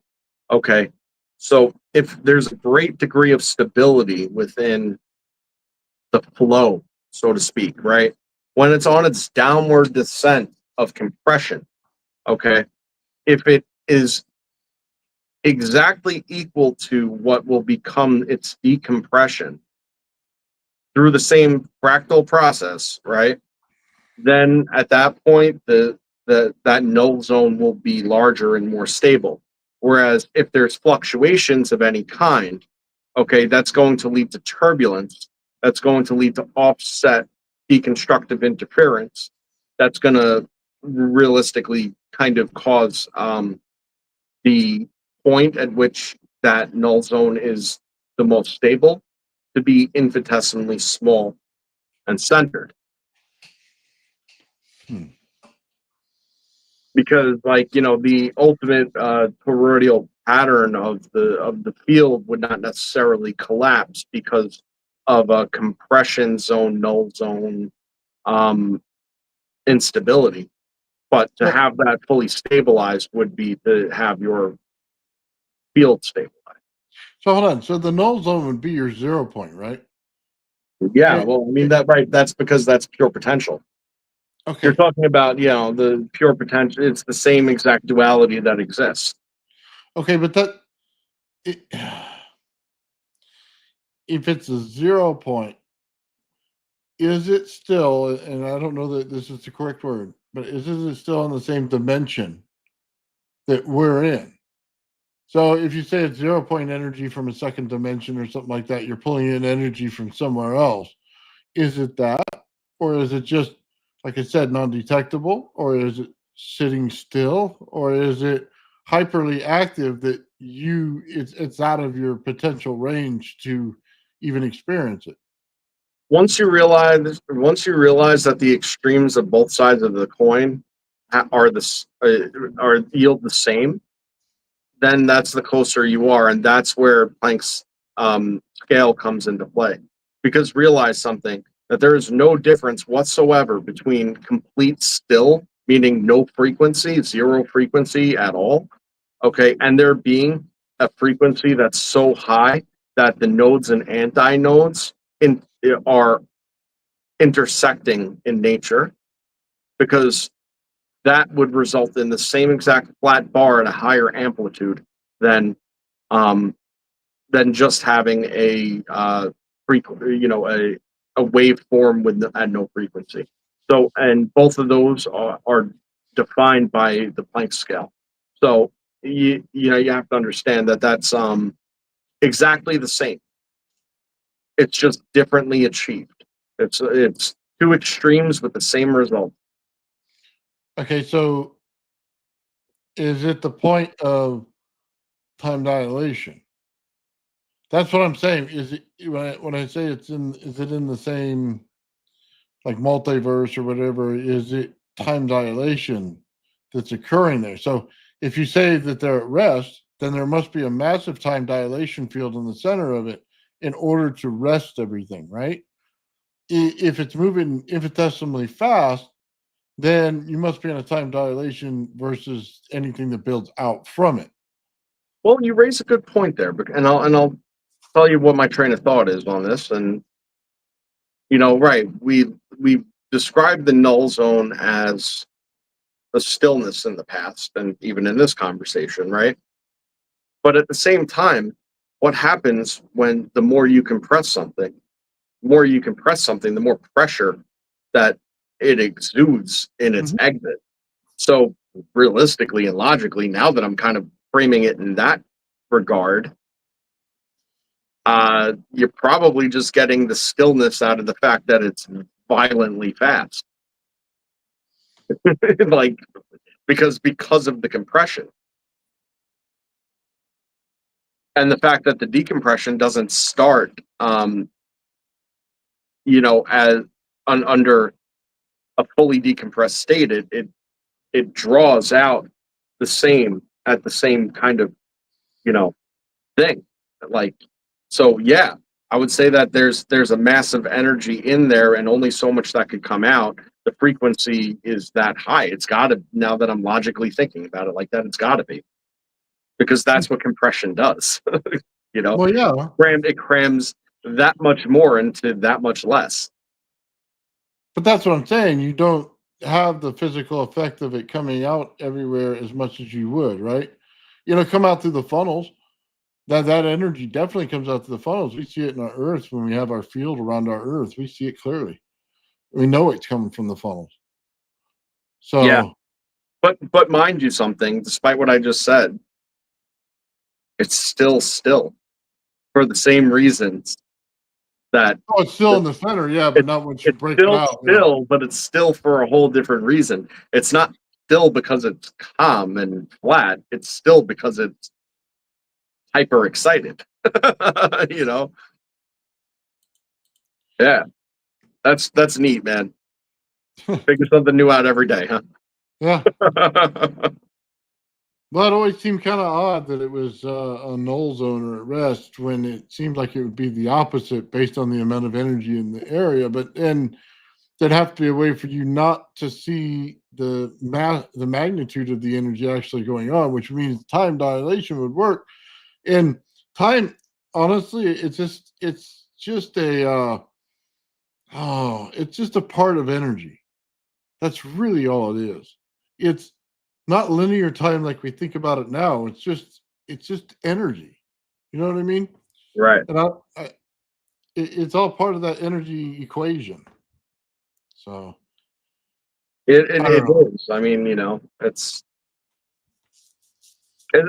just crazy to think about because it all just works off of the same exact principles, and it's omnipresent. And it looks like totally different things, and but it's just really all of the same. And I've been saying that for a long time, but the more kind of connections that are drawn, the more just ways that you can talk about it to show, no, this is actually physically the case. But by the way, what I was saying before about the whole, matter, descent, or if you want to look at it as the God equation, they're literally the same. It doesn't really matter.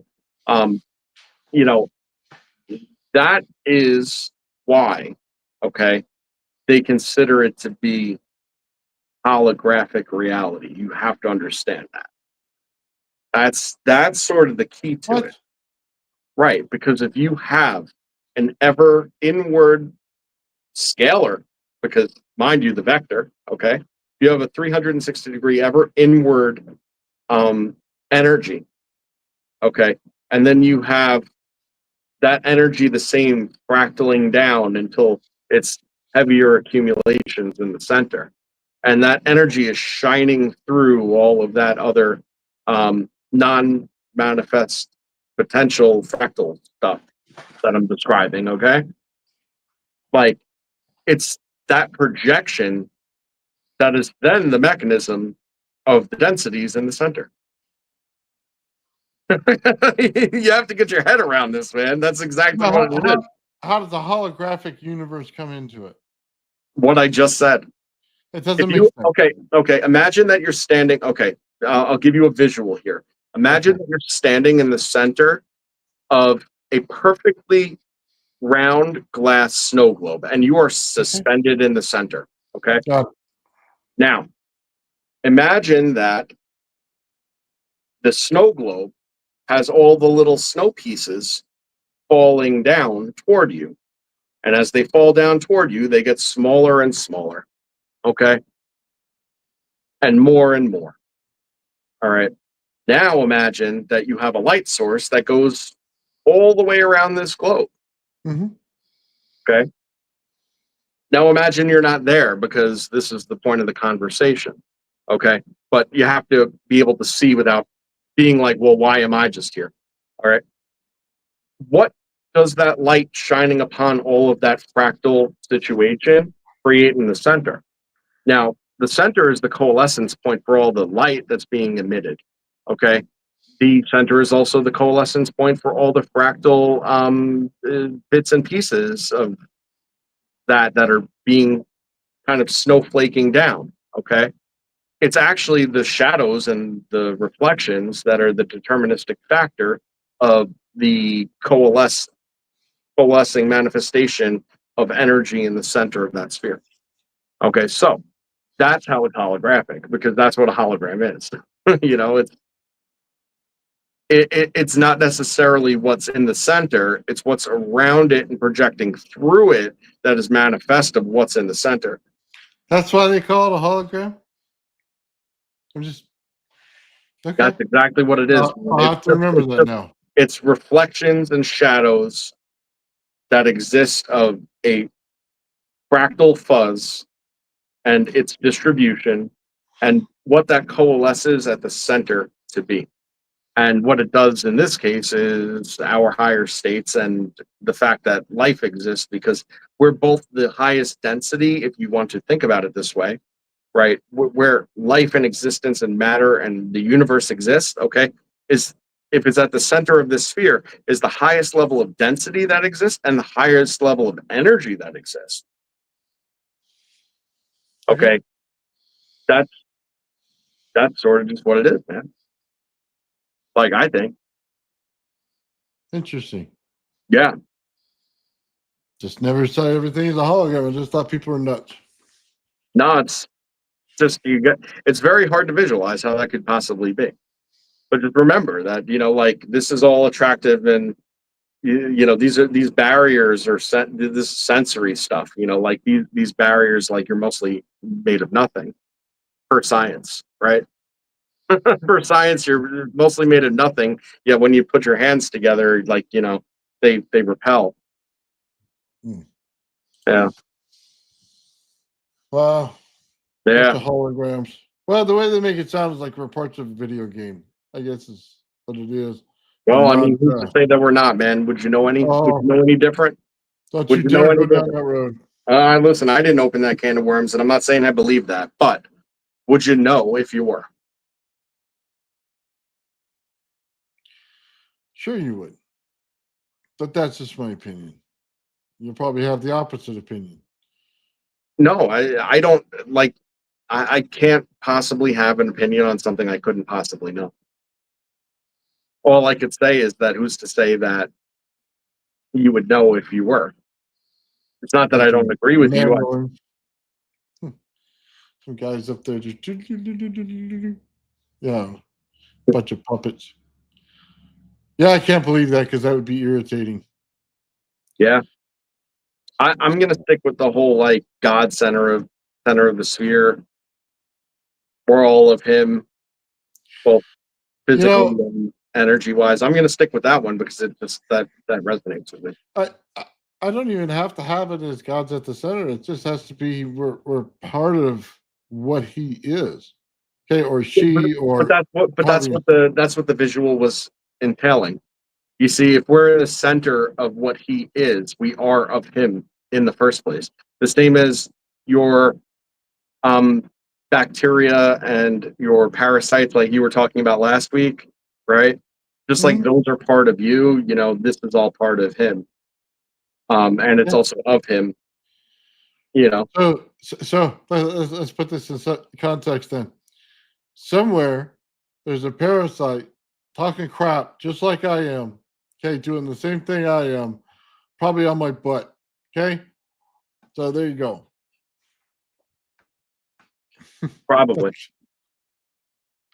And if everything falls apart and then is mirrored on the other side, I mean, on the other cheek too, then that realistically does mean that, provided that it reconvenes in the same sequence, just reverse on the other side, that does mean that there's another side to all of this. That's what that's suggesting. That's what Stranger Things thought. What do you think the upside down was? You know, so close yet so far away. It's exactly like here, except nothing like it at all. You know, it's interesting to think, but that's sort of what that would imply. right? Yeah. But that's also provided that that's the outer part of the field, right? That does that. See, the inner part of the field doesn't work under the same rules because of the compression and the decompression. That's where the chaos of all the shit happens, because before it could be reorganized, redistributed in the right fashion, it's got to be swallowed up and spit back out. And I think that that's where we exist, is in the center, like I said, Hmm. right? So that could very well account for all of the chaos that we experience at the same exact time. That doesn't mean that a greater reflection of us doesn't exist directly outside of us. Yeah. Well, That's the thing. okay. And if you're made up of all the stuff in between you and your emanation, and that was the mechanism of your entanglement, like you said before, created of the same, right?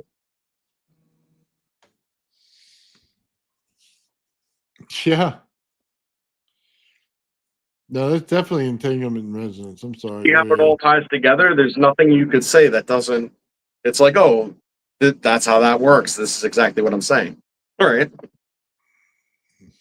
Mm-hmm. Yeah. It's the way it's building out.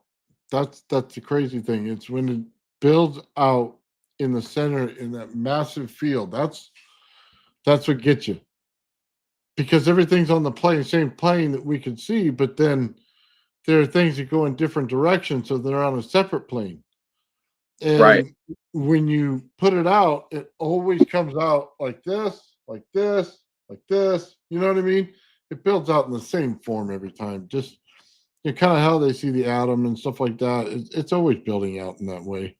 We're going to find planets out there that are in that angle that we're just not looking. But we should, because we start to see different ones coming in and out, you know what I mean, in that same thing, just like that. And then we see it like this. I mean, why couldn't there be one going this way that we're not accounting for? And the amount of energy or mass or however you want to see it would have to be close to what we have built up in the other layers, because it all has to work in balance or it would fall in on itself. Yeah. And like anything, but stands to reason what keeps things in balance, right? And that's having, um, multiple moving things in conjunction with one another, right? We know that through a gyroscope, right? If you want to stabilize something, you spin it this way, then you spin it that way, then you spin it this way, you spin That's it what I'm that saying. way, and then once it's all spinning in equally in these vectors, the thing in the middle's like, try and move me, try No, and no, move me. I'm no, not. that's not true, because it'll wobble slightly. It always wobbles slightly. Okay, but we see that in our Absolutely. sun. It wobbles slightly. Okay, and not a whole lot, but it does. Okay, but that's what I'm but but saying. but but that wobble is part of that equilibrium and stability. You see, that's the manageable and predictable outcome of that motion, right? But what does it take under those circumstances to influence that? A much greater force than otherwise. And that happens to be the point. Well, okay, There's your so force field right there, so to speak. yeah, let me put it this way: if we had to bet on Planet X, okay, I'm not taking the line that goes across. I'm not taking this line. I'm taking the line that's undiscovered. Okay, that's what I'm doing. Okay, that's where my money's going. Because in order to have balance and have it work out like an atom, you have to have the gyroscope, and the gyroscope says that there's one other angle we're not accounting for. Therefore, there's some kind of mass out there that keeps everything equalized, right? So that's where my money's at. That's fair. And like oftentimes the simplest, like the less moving parts, the better, right? So the less things that are in play, the less things to break. So I couldn't agree with you more. Yeah. I don't buy into that. I'm a puppet in somebody's game. I'm sorry. I'm going to close that door right now. I do not believe that at all. No chance. There's nobody that sadistic out there. You know, not like that. There's least I hope not. Yeah. No, I mean, if we're all just a thought process in a larger brain, you know, like experiencing our own thing and reporting back, you know, that well could be, like it's not none of that is all too far, and it's exactly how it works on this scale. And to think that it doesn't work at a larger scale is a whole other thing entirely. Well, it's got to repeat out. Okay, hold on. So the logic way to think about this is if you look at other solar systems, does it repeat out in different angles or is it an anomaly? You know what I mean? For the different angles in order to get balance in those solar systems. I mean, are we looking at them fully? Is it going, you know what I mean, all the way around to look at it? Because then if you say it's a repeating pattern through all of them, it'd have to show up at some point, right? It could just be that we're built out on a plane that comes like this and builds out like an egg or something, you know what I mean? And a plane at the bottom that builds out like this. And then that's the way it's supposed to work. And we just don't have the angles in thick enough on the outside to encompass what we're looking at. That could be true as well. Absolutely, I couldn't agree with that more. I mean, I've said that a thousand times about like when they peer out into the universe and then come up with all sorts of shit that they think they know all of a sudden based on like this very limited, you know, this one measure from a limited perspective, and think that there can't be anything beyond, right? That's silly, especially it becomes especially silly if you realize that it falls off into a diffuse state, and then you realize that that diffusion goes on and on. To believe that it just goes on and on in a diffuse state without recoalescing at some point somewhere that's beyond the scope of your ability to measure is fucking silly, considering how other shit works. You're seeing the same exact principles at play, but then you're just ignoring the other half of the equation. Willfully Well, but ignoring, yeah, well, it's like saying every planet has a spot on the sun. You know what I mean? There's quantum entanglement right there, and it has to do with the energy that it produces, not the electricity. It's the energy. You know what I mean? And that has to do with how it's in resonance. So that's exactly how it's got to work. You know what I mean? Yeah. It's got to pull that same area. There's a reason it's on a certain line of it. You know what I mean? As you go around the whole sun. So I don't know. Yeah, I mean, it begins to like the whole thing I said about like being the center or near the center. I mean, they've said that we're near the center of the universe. They've said that before, right?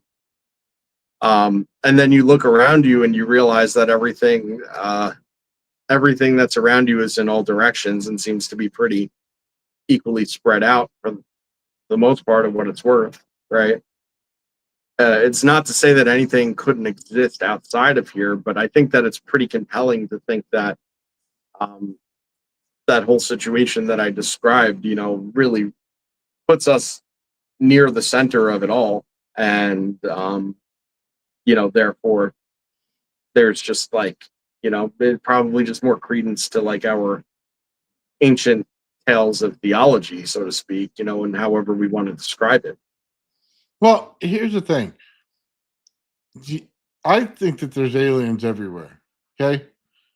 You know what I mean? That's just my opinion on it. And the only thing separating us is the distance between us. And if you understand that there's a scale underneath of what's going on here that you're just not tapped into, and they understand that, well, isn't that what Einstein-Rosen bridges are? Just there's a scale inside that you got to get, like this little quantum tunneling that you got to get through to get there, right?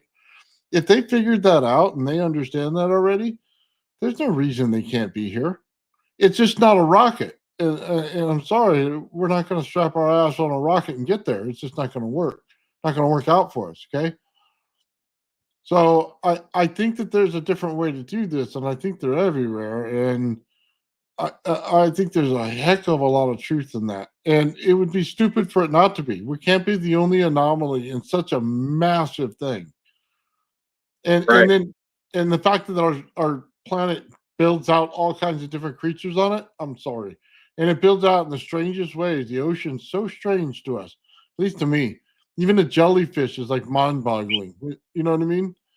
So I don't know. I can't conceive of a universe that didn't have it. I don't know. Whatever we're thinking, it's probably far stranger. That's generally what it is. That's the cool part, isn't it?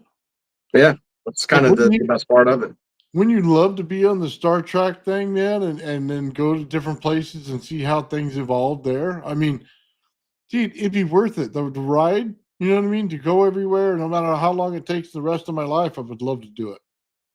So just humor me on this for 1 second, Go because ahead. it's so if you use, meditation or belief or self-reflection or whatever process, right? And you use this to get your energy to a state, where you can actually start traveling back and through the energy systems, right? That are the mechanism of consciousness, let's just say, right? Let's part with that. Then what is the same process to undergo to take physicality through that same process? And here's the difference, okay? As I said, and my belief, and I don't know that I'm right, it's just an idea, right? But if you have this energy that shines through but doesn't really reflect at those higher states, right? That means that when you get into those higher energy states, you really become part of a more broad and whole thing, right? You gain a lot more access to that, right? But to take matter and have it do that same process, that reverse process where it becomes non-diffuse and then basically haze, to then sit there and say recoalesce, not here but there, right? That's sort of the situation at hand, and that's what coming out of Planck's distance means, you see, because once the bits and pieces become smaller than that particular scale, now it's a diffuse haze, and that's where that matter exists. It's that recoalescence. That happens to be the biggest question.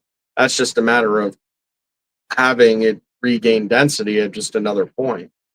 You know, um, it just sounds super out there, but we've talked about this from a different downward up perspective before.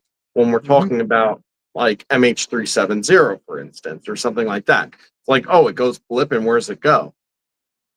Well, the answer is that it must be that it broke apart into the pieces in which it are its constituents in the haze that's the projection of their reality, then to be projected somewhere else. See, Okay. that's Oh, so that's sort of where it's at. It's got to be where it's at. So that's sort of what that's got to be like. if you can open a portal and move from one place to the other, that means that time travel can exist as a person, not just as an energy state. Okay. That's what would be interesting to find out about it. If it shows up in another time and, you know what I mean, repopulates itself and everybody in there is either dead or alive, it means that at some point, if you create the correct shielding, you can pass through time in a physical being, not just as energy. See, that's the important part about it. So if the whole idea of the outer shell, so to speak, of this whole situation, and it could be layered, right? Because we already said that, well, that's what it does inherently, is layer, right? So Mhm. there's different layers to it all, which I think is very key. But like the mechanism of our time, for instance, right, has got to be because we are in a compression zone, and then there's probably compression zones within compression zones, like null zones, so to speak, where the forces acting upon you are the conveyor belt in which keeps that flow of time moving, so to speak, right? And then outside of that, time is different, but you're just not in no time necessarily. You're just in a different form of time. And this repeats and repeats and repeats over and over again, building like layers out depending on what you're in interaction with potentially. Okay. Um, the idea is that if time has passed and it's this flow of energy that is the mechanism of the null zone, then that when that energy passes, okay, it's still in existence. It's just in a different form of transit, right?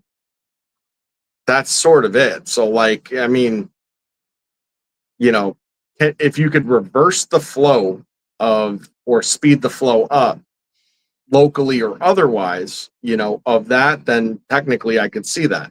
Now, backwards, it's like they say, seeing backwards is probably a lot easier to understand than traveling backwards. Because that would mean that you would need to reconvene the pieces that have already passed when they've already reached a state of decompression under that logic. Okay. But obviously, if you could slow down your locality, then you could have time move faster around you and then basically time travel that particular way, which, you would just be running at a different rate than everybody else. Okay. Or if you leave it all together and then come back, which is just another story again. Yeah, I'll be honest with you, man. I don't disagree with linear time in the fact that that's the way we perceive it. I just don't agree with the fact that that's the only way it works. You know what I mean? Because you can change it just by changing the energy. Otherwise, the energy doesn't matter. You know what I mean? It really I doesn't agree. matter at all. I It would agree. have no use if you couldn't change it, and that means forward and reverse. I'm sorry, we go both ways, and it all depends on how you're making it. So, I mean, we perceive time as linear, but I don't believe that that's the way it works. You know what I No, mean? At all. So, I mean, I told you that not only do I not perceive time as linear, I don't even think time is objective in terms of other than our measure, our ambient measure of time that we could all agree to, right? Our experience of time is significantly different person to person, moment to moment, depending on what's going on. And that's the reason that time flies sometimes and not others, is because of different um, you know, uh, chemical processes in your own locality, your own being, right?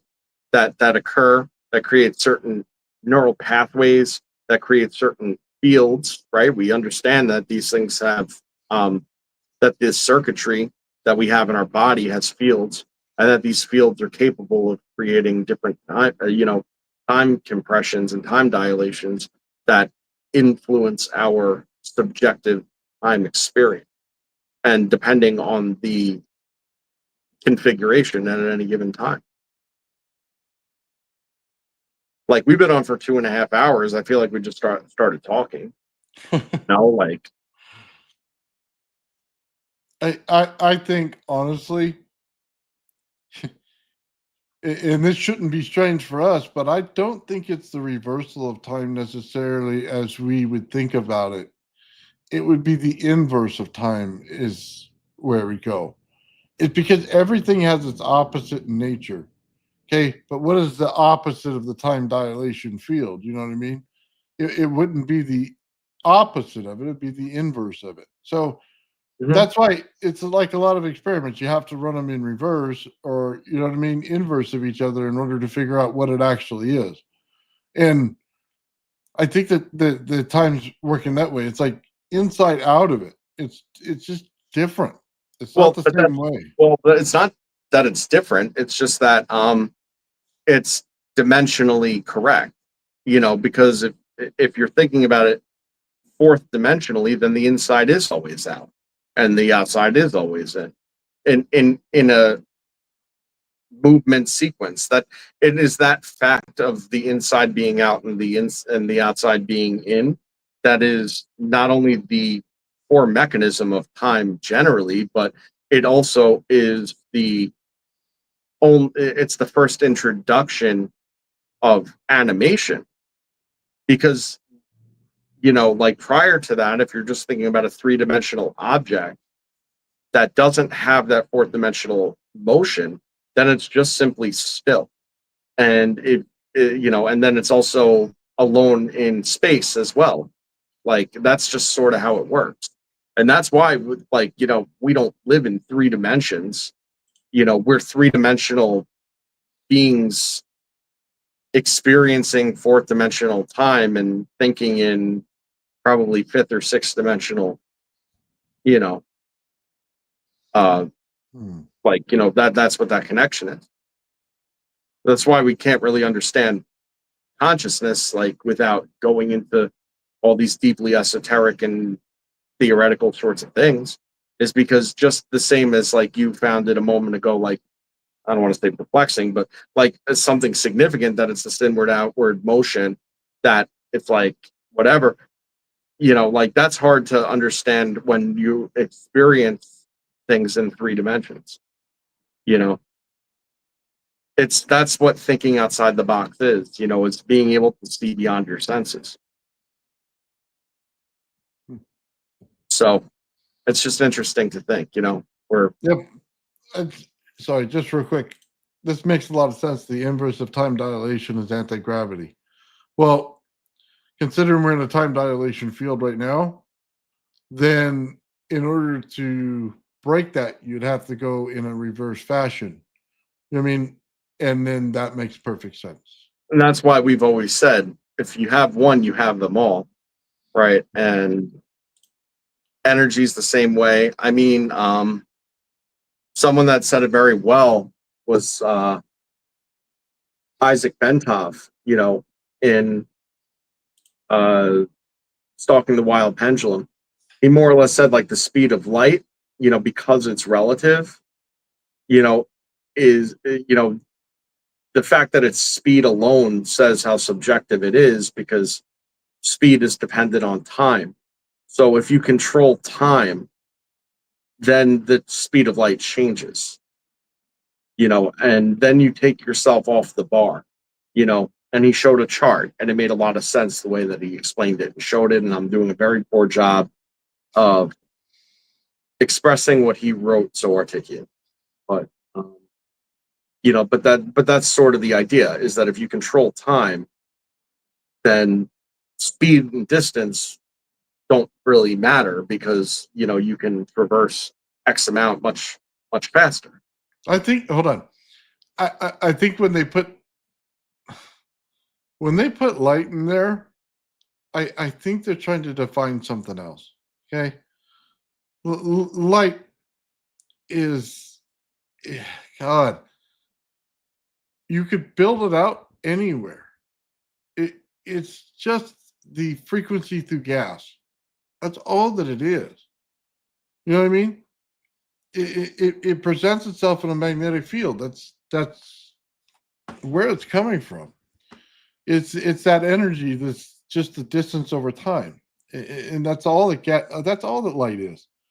So light speed like this, well, yeah, light builds out in gas, and there's not a lot of gas between, what I mean, where we are on the Earth and to get to the sun. There's not a lot of gas in between.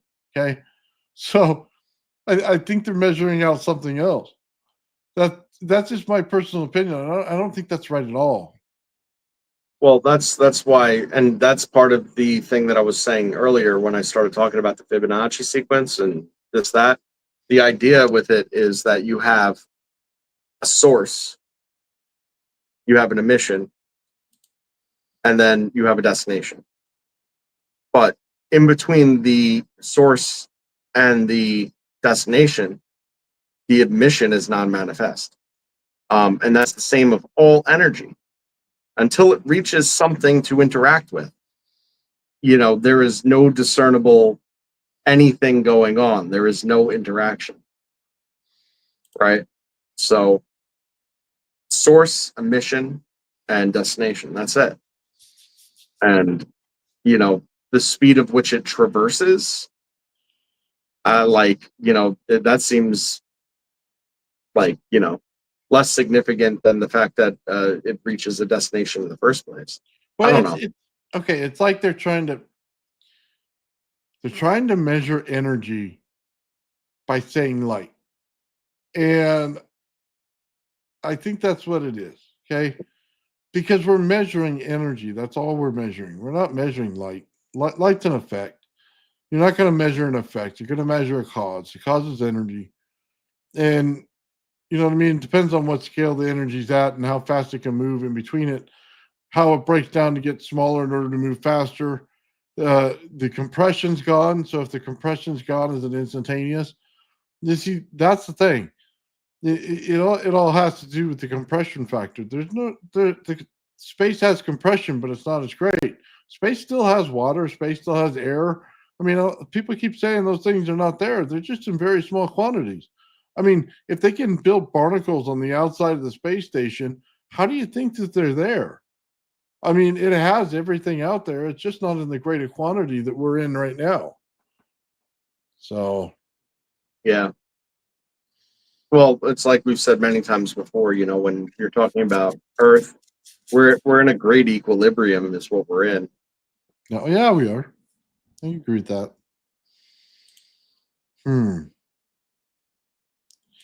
Yeah, we're gonna have to figure more out about that because I just think that they're measuring the wrong thing. But that's just me. I always think opposite everybody else because I build things differently than everybody else. So, oh man, anti-gravity is the opposite of time dilation. So I'm gonna give that one some thought. You know what I mean? I mean, there's something to that. There's definitely something to that. There's a relationship that exists. Well, That relationship has to do with it's a compression. well, You got to remove the compression. it has to do with the synchronization of the ambient, right? So if you have a time dilation field that's different than the ambient time dilation field, there's a differential offset. And as I've said a million times, differential offsets create a break in locality. So there's a difference between this and that. And it's that difference that makes their relationship less significant. So the greater that differential is, right, then the greater the disconnection of the relationship is. Hold on. If the bridge is breaking time dilation, it's also breaking compression to act out of its way. That's what it is. And if the compression puts it in to drop matter down, right? Then that's what you have to break. You have to break the compression. And we don't realize what the compression value is. But Well, think about right, this way. but isn't that where running in reverse comes in? Because it's like running on a treadmill. Okay, but You hold on. know? If we know it's all RF is the energy, right? And we see it when it breaks out in the northern lights, but we don't see it now. What does that mean? It means it's just compressed to a value we can't see. You know what I mean? That's all it means. So all we have to do to reverse that is to take out that compression right there by interrupting the compression in between the layers. That's how we build it out and break it. It's the same thing I've been saying the whole time. I've been right. It is to do anti-gravity, you have to break that compression layer and widen it out. You know what I mean? In order to create your own. It's Yeah. And there's a million different analogies to think about it. Like, the walking sidewalks, right? How do you stand still on a walking sidewalk, like one that moves like a conveyor belt? Well, you walk backwards and at the same rate that it's going forwards, and then you stay in the same spot, right? Like, there's your equilibrium to be able to fix your position in that scenario. Then there's other ways to do it though, right? Like what happens if you put on like shoes that have like a round bearing at the bottom or something like that, where the connection between the two is very limited and the movement is enough to slip the bearing, right? If you're able to maintain your balance on top of that bearing, you're going to stay in the same spot too. So there's a lot of different ways to think about it that become analogies to what you're trying to accomplish. But, what it comes down to is to counteract a force, you must be able to, at least in your direct locality, you must be able to reverse it. Now, Oh, it's my belief. hold on. Yep, It's because we're in a high energy state. of course. The opposite is the low energy state. Hold on, no. We built it Mhm. out already in the lab. No. That's why it's working that way. Mhm. That's why that damn device works that way. No. It's the opposite of what we're in. We're in the high energy state, right? We're in the positive state. It's the low energy state. That's why such little amount of energy works. It's the absolute opposite of it. Well, I mean, I hate to be a dick, but I've been saying all along, it's about differentials. So if the opposite of if the opposite of high energy state is low energy state is major differential. Like, it's all just about expanding that gap and then breaking whatever that ratio is that breaks that ratio. That disassociates it from its ambient environment. It's enough to counteract and equalize a certain, or reverse even, a certain area. And then that's the area that's affected.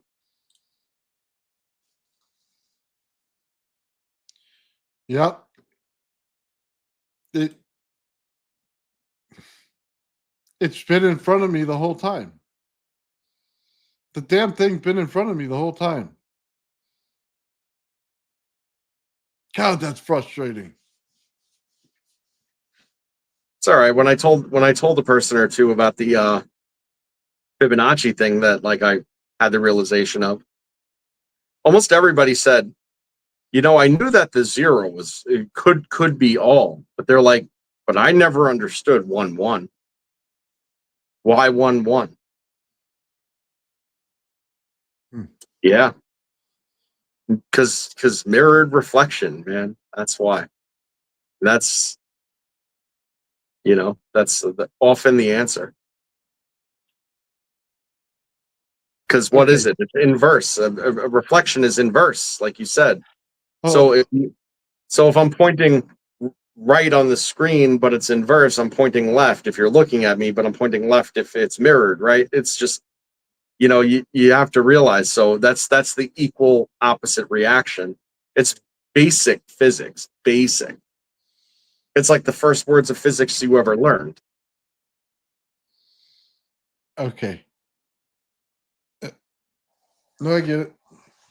I'm just tripping out on something, Joe. I'm sorry. It What Todd says is right. Okay. What's he saying? I can't read it.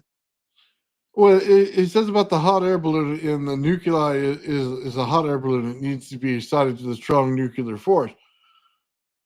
But that's the point, isn't it? We're compressing that energy so far that it pulls out the nuclear force. You see, we're making the radiation. Yeah. Well, you have multiple differentials at play when It you heat it that air. Hold on, but it's literally Edwin Gray. It's the reason I don't put that device out, because of that one reason. I'm going to create a strong nuclear force. I'm going to create radiation everywhere. It's exactly why I don't show how to build that device. Because if you can't contain it properly, you're going to get irradiated. But that's the same thing there. Okay, but it means that I found the force that it will actually compress in that manner. But that's also what Sal Paya has told us. He told us the same exact thing. He told us that when you compress it enough, it builds out to be a bigger field, which is exactly what it's doing. Yep. That's okay. And it's all the same. It's all the same. You know my We're brain's all gonna be on working fire all night. the same. I'm gonna be working on that damn thing all weekend, Joe. Sorry. Yeah. But I found out how to make the skin of it to make it more effective. In all my transistor research, I actually found what I wanted to find. Now I just need to find a way to make it happen because I think I could build out that electret to be 10 times what it is that we've seen. And I think I found the combination for it. And in that, now I can build out the rest of my project. I think I finally figured it out because it's going to have to be in an energy state at all times. It just Well, is. I mean, what if the lattice structure follows the same exact principle as what I'm saying right now, but bearing in mind a critical component that it's not just a number, it's also a proportional size. So when you structure something that's large, now there's two, but it's proportionally smaller, but now there's three and they're proportionally smaller to the rest, and that relationship is maintained. You break it down. I feel like in terms of an electret, if you were to actually create that and then in that pattern where the lattice stays the same, repeating as it fractally moves down, that could actually that might be significant. I might just be saying that, but who knows? we know my motto.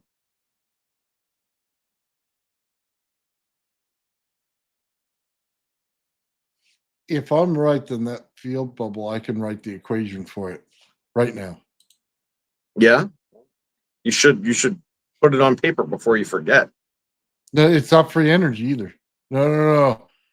It's understanding how energy works because you think it's a small amount going in, but because of how you compress it, it's exponentially larger than the energy you would be forcing into it through the positive side.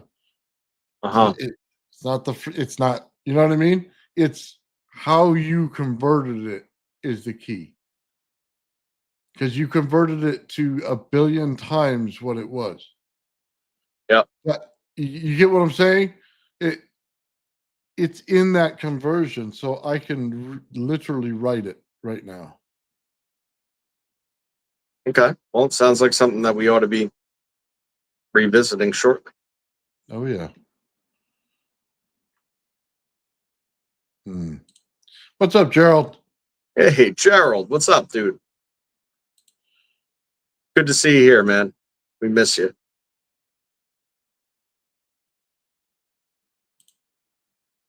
There you go. See? I think Todd and I are more in line on this. You know what I mean? It's been a while. So, what's crazy about this, man, is that like the same stuff that we were talking about all today, right? Except for the AI stuff. That was just where I needed to fist fight you over that. But um like everything that we're talking about today is stuff that like kind of came to me at one point in time under like a means of understanding. Um But what's interesting is that with no additional research, obviously we discuss these things all the time. So it's not like the thought patterns aren't there and so on, right?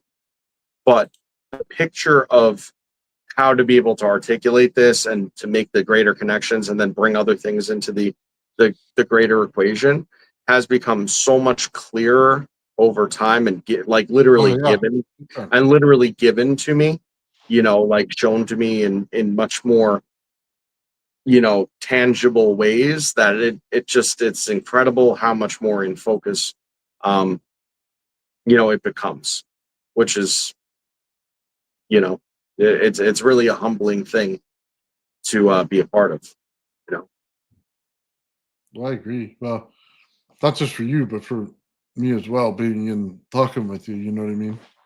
yeah, for sure. Yeah. By the way, just so you know, the one way to prove that entire theory is to build the Edwin Gray device and show you how to compress that field. And if I can show you how to compress that field and you can measure it, then you'll have your multiplication. You know what I mean? You will literally have the numbers you need to plug in. That's and it will build out that way. Yeah. Everything about that device builds out that way. It's a switch. It's why fuck me. It's why certain things have to be present. They just don't have to be everything. You know what I mean? You know how I say it's in percentages? It doesn't have to be in the percentage you think it is. It just has to be present. And it looks like a smaller amount because it's in that percentage, right? But once you start to change the energy and how it's working in compression to it, you see, it's that value of that damn disc on top of it. And I can throw the disc away and I can just put, you know what I mean, wire right there. And I can create the same force and the same thing that I want. I see it's the understanding of why you did it. You know what I mean? I don't need all the moving parts. I need the understanding. I need to see why the system's working together. You know what I mean? What's triggering what? What is the understanding of the outline underneath? You know what I mean? That's why I think people don't understand these things because they don't take the time to figure it out. They oh well that does this and that's that. Well, did you really look into it? Because it took me a whole ton of time to figure this out. I mean, I think I'm going to say something that the logic of which we've never really said, but it's present here in what we've talked about today, which is that all the variation that exists, no matter what it is, okay, and energy, matter, et cetera, okay, it only exists in the two sides of the greatest extreme. Okay, that's it, because those two greatest extremes are all and nothing interchangeably. So everything, therefore, must fall in between. So if you're looking at all or nothing from a frequency standpoint, again, like we did earlier, you're looking at no frequency whatsoever versus the frequency that just makes a line, which is no frequency whatsoever. Right? So it all must exist in between the two extremes. So the variation. Hold on. Frequency when it's in a line has no frequency? Is that what you just said to me? Right. If I take a pen on a piece of paper and I draw a line so close to itself that it's just basically overlapping the other, then all I'm doing is creating a frequency up and down, up and down, up and down, up and down, up and down.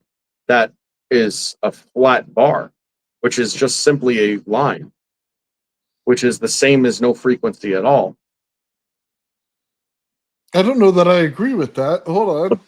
Well, I mean, I could describe it scientifically if you'd like, rather than metaphorically. You know, if you have a frequency that reoccurs so fast in the smaller span of time, then the Planck scale, Planck's time scale, okay, then it is actually just repeating over itself, over itself, over itself.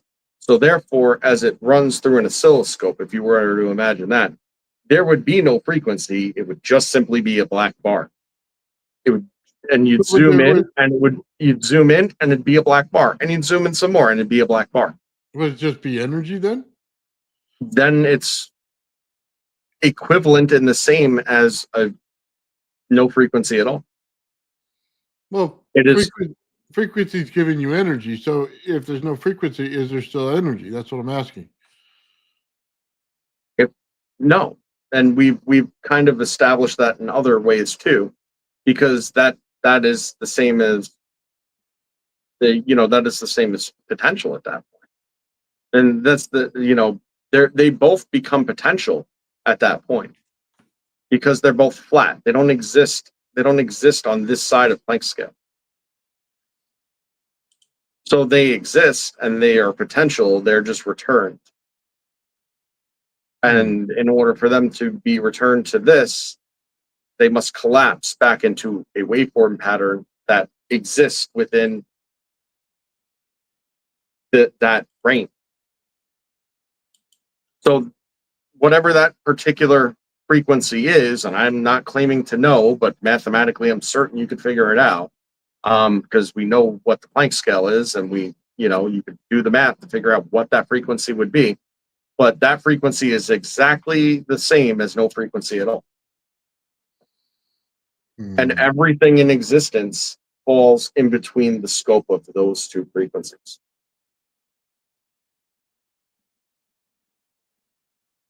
I'll have to think about that. It's just a line. That's what you got to realize. No, I do. I'm hearing the line. In electrical theory, a line means something different than what you're saying it is. Yeah. You're saying it's not picking up anything on the scope whatsoever, which doesn't mean it's wrong. I because the scope doesn't pick up energy in different forms. I didn't say that it wouldn't pick up on a scope whatsoever necessarily. I just said that it would be a flat line on scope, which is the same as a flat line on a scope. But that's kind of okay. If you say there's a flat line on a scope, I could very well tell you as soon as I create a PAWM, I can make a flat line out of it on the top, and it'll still go down and then over. But you're trying to say the flat line is in the 0 point in the center of it, where there's nothing. Flat line doesn't mean no energy in a oscilloscope. Wherever it was. Okay. I didn't say no energy ever. I said no frequency. I didn't say no energy ever. No. I said no frequency. So, no discernible frequency, and it is potential. That's not that there's no energy there, at all. In fact, but the point of what I was saying is that all and none are exactly the same. Is the point? If you want to consider a flat line with 0 frequency, okay, to be none, and a high frequency that forms a bar which has no inherent frequency because it's not measurable on this side of time, then that's all. But they are two sides of the coin and are both all and none simultaneously, both of them, because they're both pure potential at that point that no longer exists on this side of in this side of reality, in this dimensional space. That's the point I'm making.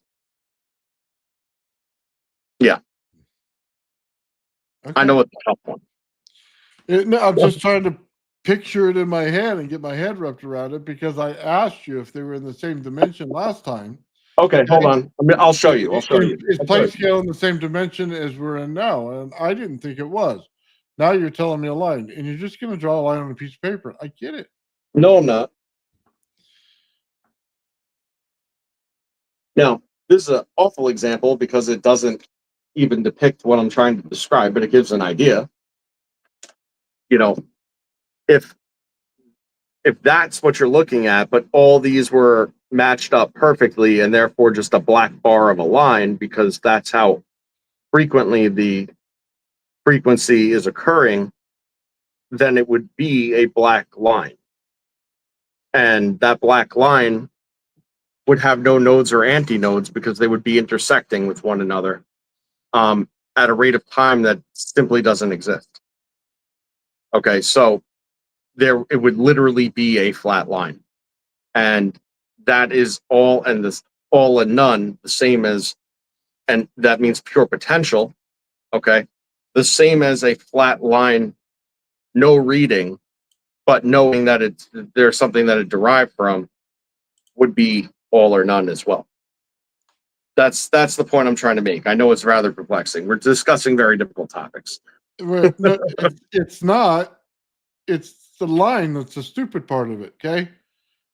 If you're telling me energy is just in a different time, I understand that. If you're telling me it's not in a point where you could see it, but it's there, I understand that, okay? It's a stupid line on the oscilloscope that's throwing me off, okay? All right? It doesn't make sense, okay?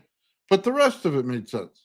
Okay, I mean, fair enough. I mean, I'm just maybe not articulating this but trust me, what I'm telling you is the case.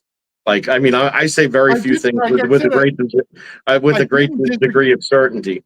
But I did not disagree with everything else. I just okay, no, that's fair. It you just don't has have to the do with Planck oscilloscope. scale, is all. Like, that's yeah. I don't think Planck scale is measurable by an oscilloscope at all.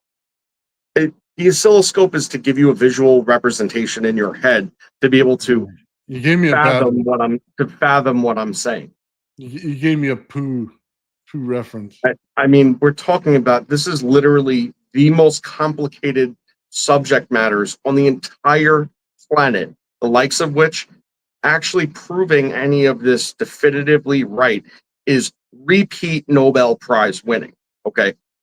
It has to be articulated in a digestible way that could be visualized for some kind of baseline of Okay. understanding. Maybe, That's it'll all. hit me in the middle Like of the night somewhere. I'm Okay. not saying an oscilloscope is capable of measuring at up to the Planck scale. Like that's not the point of what I was saying. But it doesn't matter.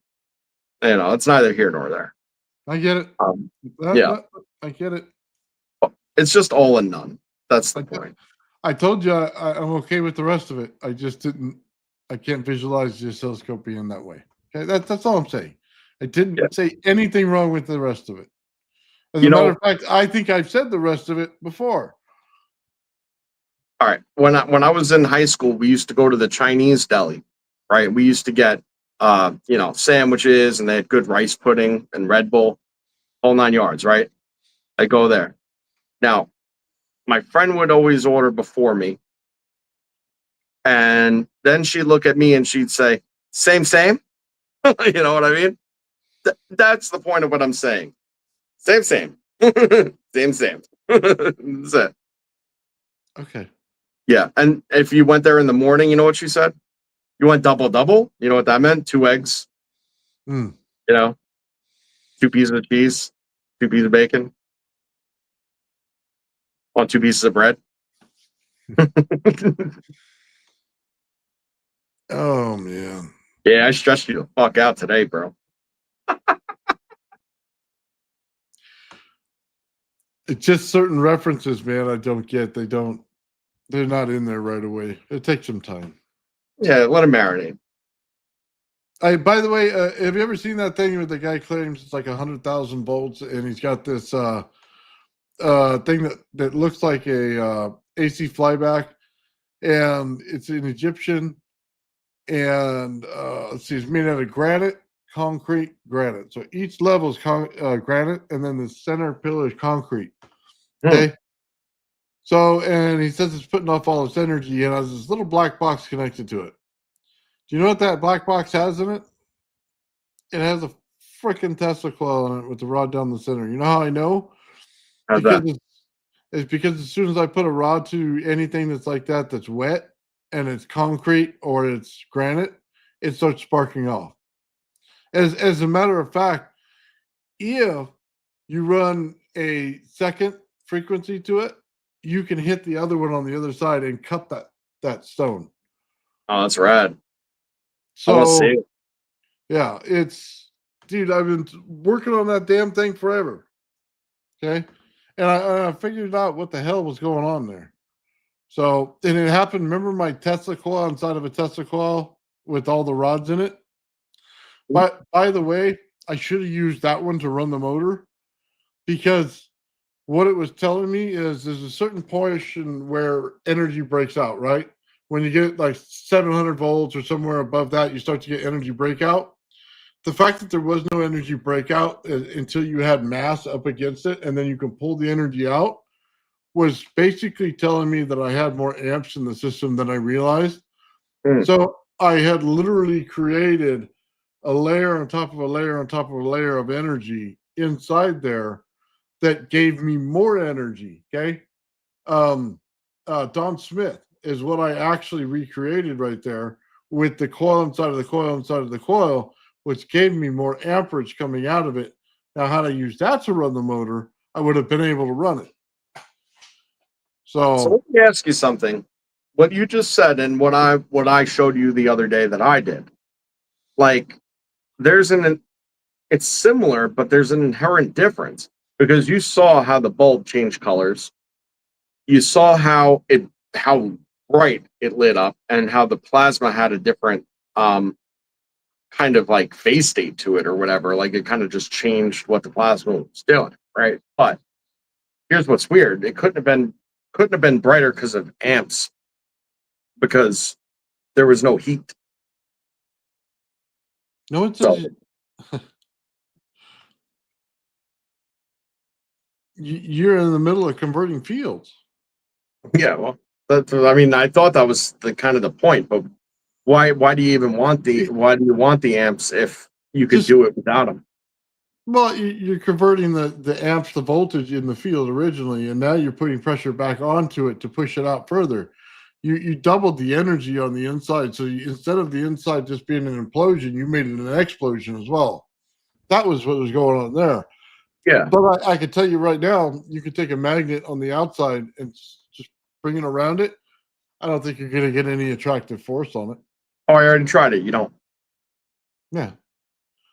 So you're just amplifying the field in there Mhm. by doubling it back in. Yeah. Yeah, and doubling it back in and inverting it. Yeah. By the way, this energy we deal with it doesn't have much of a magnetic field at all. It's so minuscule. That's why I say it builds out in a different way. You're building more of the radiant energy out of it. You're not building the magnetic or the static out of it. It's just not working that way. So, oh man, yeah. I just want to tell Elijah. By the way, I wasn't downing on you and your channel. You sent me a message earlier. Not at all. As a matter of fact, what I think you do is outstanding. I just don't like to feed the AI beast, but every time I open my mouth, apparently I'm doing that anyway. So I'm pretty much just fucking myself here. Okay. You know what I mean? So yeah. Nothing, it was nothing against anybody's channel when I was Yeah. having my rant. Well, whether you choose to embrace it or not, you know, just know that you're using it wrong, and you know, me, and I'm sure a few other people would be glad to kind of show you the way to use it right. And I got to be real; it probably seems like I use it a lot, but I don't really. You know, like I like to like kind of live in my own head sometimes with this stuff. You know, which is my method. But you know, like there, yeah, I think you could use it as a pretty good tool if you knew how. You know, the right way. But we'll cross that bridge. Yeah, I'm sure it could. You know what? Maybe if it just told me physics formulas one after the other in a way that wasn't dry, where I want to like put ice picks in my eyeballs, you know what I mean? Then I might be all right. If that's what it could do for me, it'd be great. Because some of that stuff, man, I get like 2 seconds in and immediately my head falls and I just want to pass out. But you get me into transistors or something like that, and I'm wide awake and into it. You know what I mean? Yeah. And it might just be their analogies. My mind is not comprehending you know what I mean, the analogy they're trying to break because I don't think it's right. Hey, There's like a dude, better one. before I forget and before we wrap up, Yeah. uh, new OMB merch, Oh, originals. We hold we on. we have a few coming out of the woodworks here, which hopefully Oh you my guys will find gosh. pretty cool. And I know Nathan shared something earlier today that he's been working on that I hope to see him make available soon. But this is what we got. We got Okay. make ether great again. Yeah, hold on. I'm gonna put this on full screen layout. Yeah, There we go. yeah. Click on a couple of them. Show it off, man. Stuff. Yeah. This stuff is good. I, oh man, yeah, there's 3 holes. Yep, we got the 3-hole shirt. Oh, that's amazing. Oh Right. man. We got Make the make oh ether great again. what is this? Get off my screen. I don't know. It wants you to spin to win, brother. Well, I hate pop-ups like this. I don't know what I even want. I don't know. If you click it, it's going to come up with boobies. Yeah, well, just get off my screen. There's Oh, got to it's be so a close irritating. thing that you're not seeing there, brother. Yeah, well, there it is. Okay, here There we it is. go. All right, good. So yeah, make ether great again.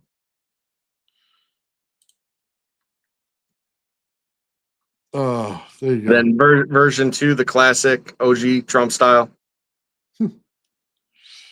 Available in red. I think I'm gonna buy Todd one just so I could see him burn it. And then that's a straight dope original there. Old Man Builds Garage, Anti-Gravity Research Center. Nice. Available t-shirts, the whole 9 yards, I'm pretty sure. Oh yeah, this one's cool, man. You go get your groceries while rocking Old Man Builds.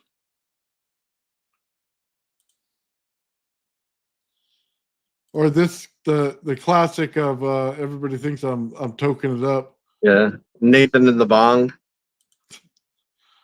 And then you can wear my ugly mug if you want, like, you know. This one's getting popular right here. Things don't do that. Yep. Nathan says we sold a couple the other day, and unfortunately, I know who bought them, and I'm just hoping not to be hexed. You know, I had to send them a message like, "Don't you use that as an idol." Oh. Now, I actually ordered a couple of these in the regular t-shirt so I can wear them on my show. Nice. So, yeah, be rocking that. I would say I was rocking his hairdo before I cut my hair this week. So, anyway. Yep. See, that's what happens when you solve the time travel problem. You know, you can just revert to your younger self, I guess. Anyway, if I solve the time travel problem, the hairline would get much better. That's fair. Sorry, I could get rid of a couple of grays myself. Oh man, yeah. So yeah, we'll be rocking those here soon, man. Figure you gotta wear the merch, man, if you're gonna sell it. So I already rocked the testicle. I showed it in all my experiments, man. So yeah.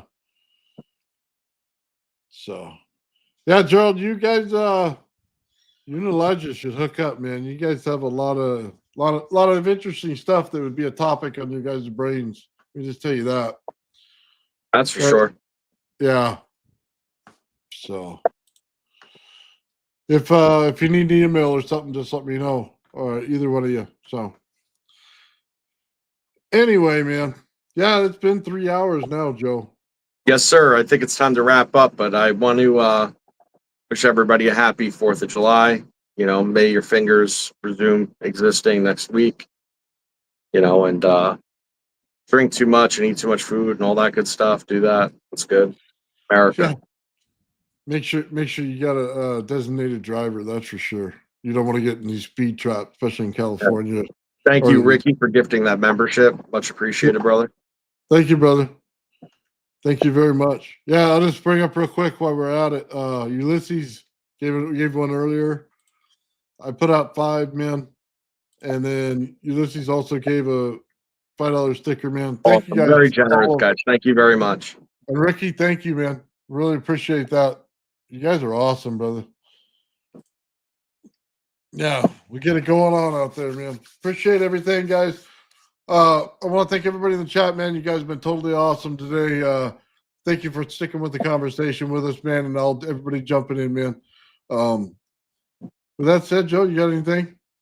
Peace, love, and explosives. Have a good weekend. Have a great 4th of July, everyone. The old man Bill. The old man Bill. The old man Bill. The old man Bill. The old man builds is broken in the head. People not seeing reality has put them in the red. Where conscious and spirituality been stricken from the norm and replaced with the ignorance of basic magnetic form. The geometry of God keeps running through his head. That's what makes old man builds broken in the head. The old man builds. The old man builds. Spheres of destiny are spinning in his mind, making him travel back and forth in time, battling the establishment for just a little recognition. Has him forcing the world to understand his premonition. That world will have all the technology in the end, even if it means his life will fail to instead. The old man builds. The old man builds. The old man builds. The old man builds. Fears of destiny are spinning in his mind, making him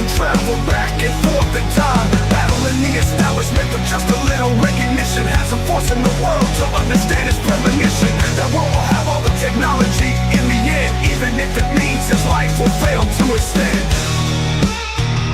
The old man builds. The old man builds. The old man builds. The old man builds.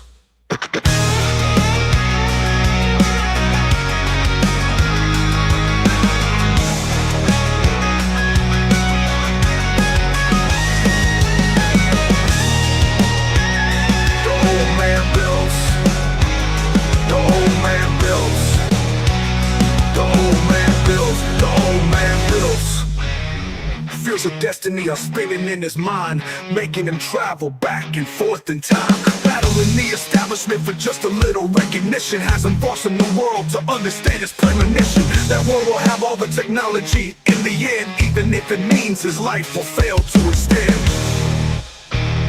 The old man builds.